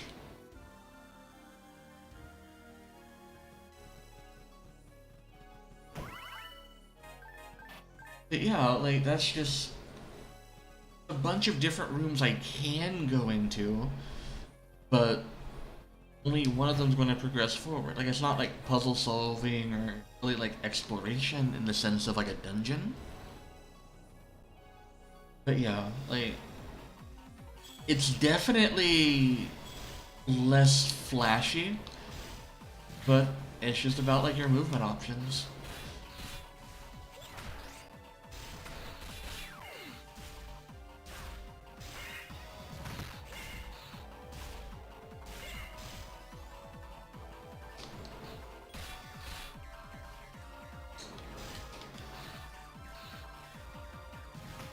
Cannonball. Cannonball is really good.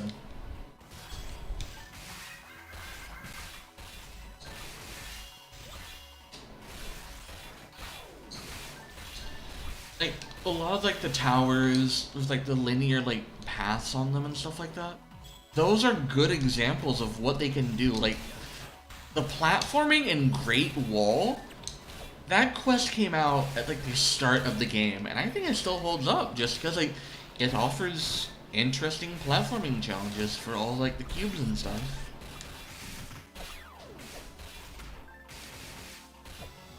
But like, you're not going to see another thing quite like this, just because like we can jump now.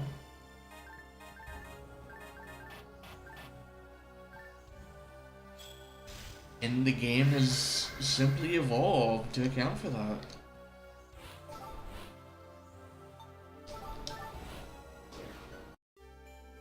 Okay, let's see if I can find another good weapon description, because I couldn't end on sputtering fire, so we gotta look for another fun thing to end on.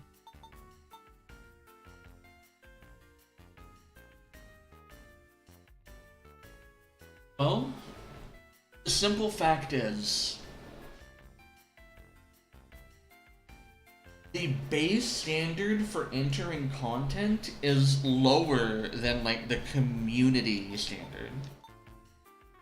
If that makes sense. Oh, Vanishing Path, that one's good too.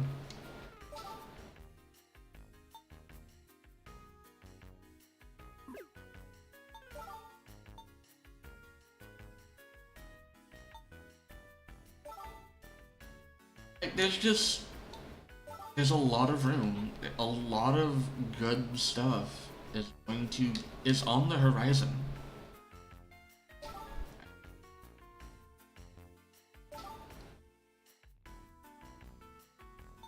Here's a good one. 8 ouncer.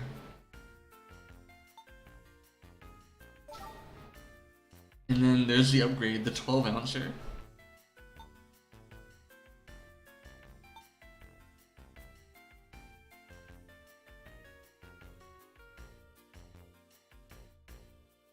I think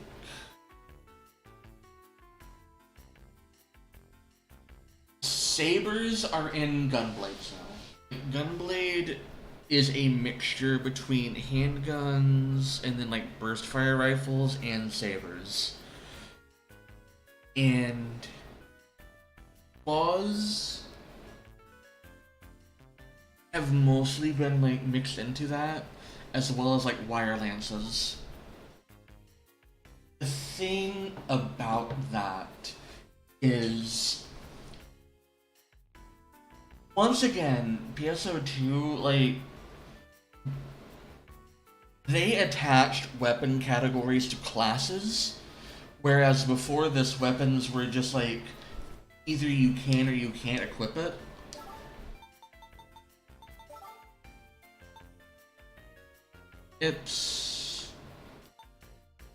It's complicated.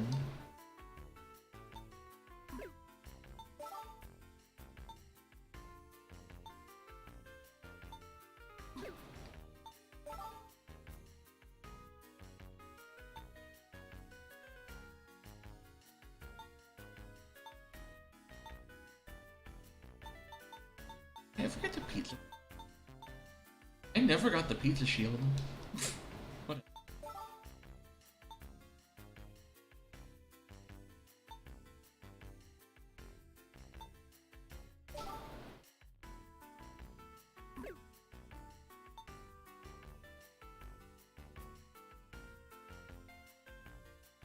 I think right now you should not expect any kind of like new gameplay things or whatever, because ever since Hero happened, they have been extremely careful in watching like the balance of the game, because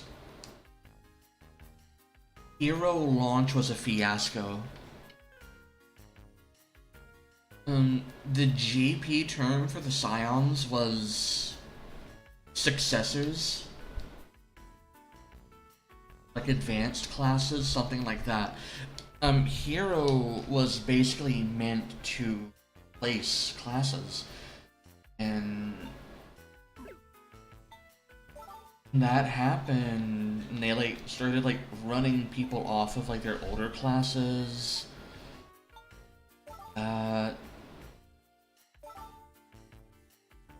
And I think that when they repurposed old weapons into new gameplay styles, that was the right choice, because adding new weapons entirely is adding a lot of stuff that just won't be like appreciated. That like makes, it's hard to like say if that makes sense or not,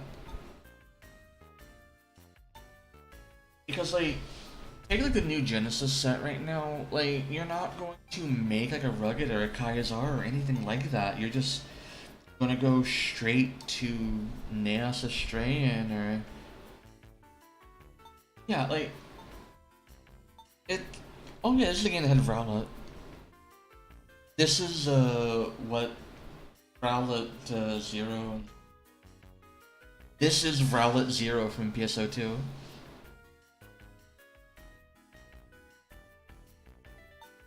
That's Frigid.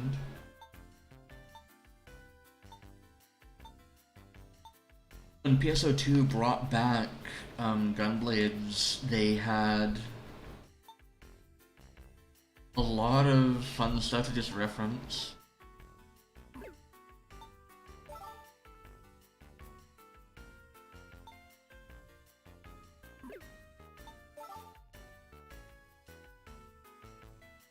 I just want to say that this game has a weapon called Carl Gustav.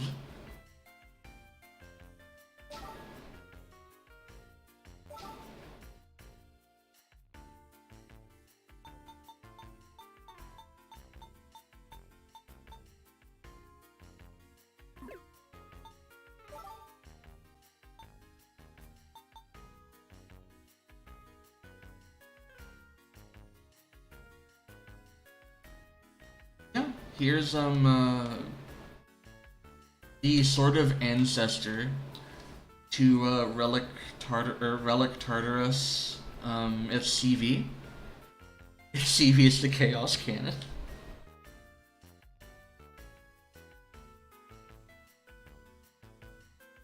I want to see like unique start dropping, and they drop as like a preset multi-weapon, and it like encourages use of like a class combination.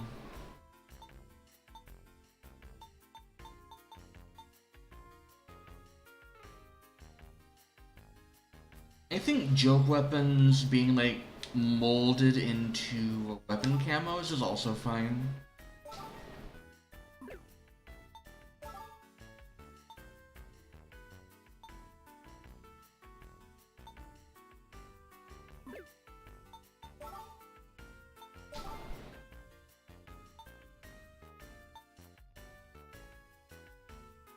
An item with a small but fervent following, ignore its power at your own peril.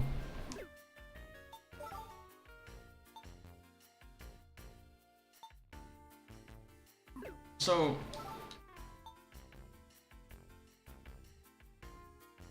the problem comes from a sort of overbalancing where they're keeping things that could potentially be a problem from becoming a problem.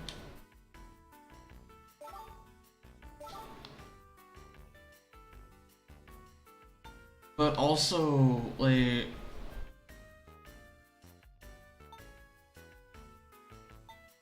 there's nothing stopping you from playing like Hunter Force. It's just not a good idea because they don't. Like, saying a build is unsupported. That's like complaining that like. That's like playing a thief in like a traditional RPG, and then like complaining that you have like low health, or you can't equip like a two-handed sword. Hey, does that make sense? Like, after a point, you're doing something that's like blatantly a bad idea. Like, not everything has to be supported at like a meta level.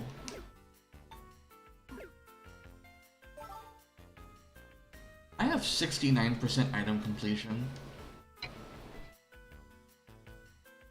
And I think that's as good as anything that I should end the stream on, because it's been about 4 hours. I need to reboot, need to get some sleep to prep before I head class tomorrow. But yeah, like at the end of the day, there's going to be like a best option, and the best options are going to be need to like do like timers. Not playing timer stuff, then don't need to be. I'm gonna hop off here now, so y'all be fine. Y'all be safe or have fun or all that. Be somebody tomorrow. I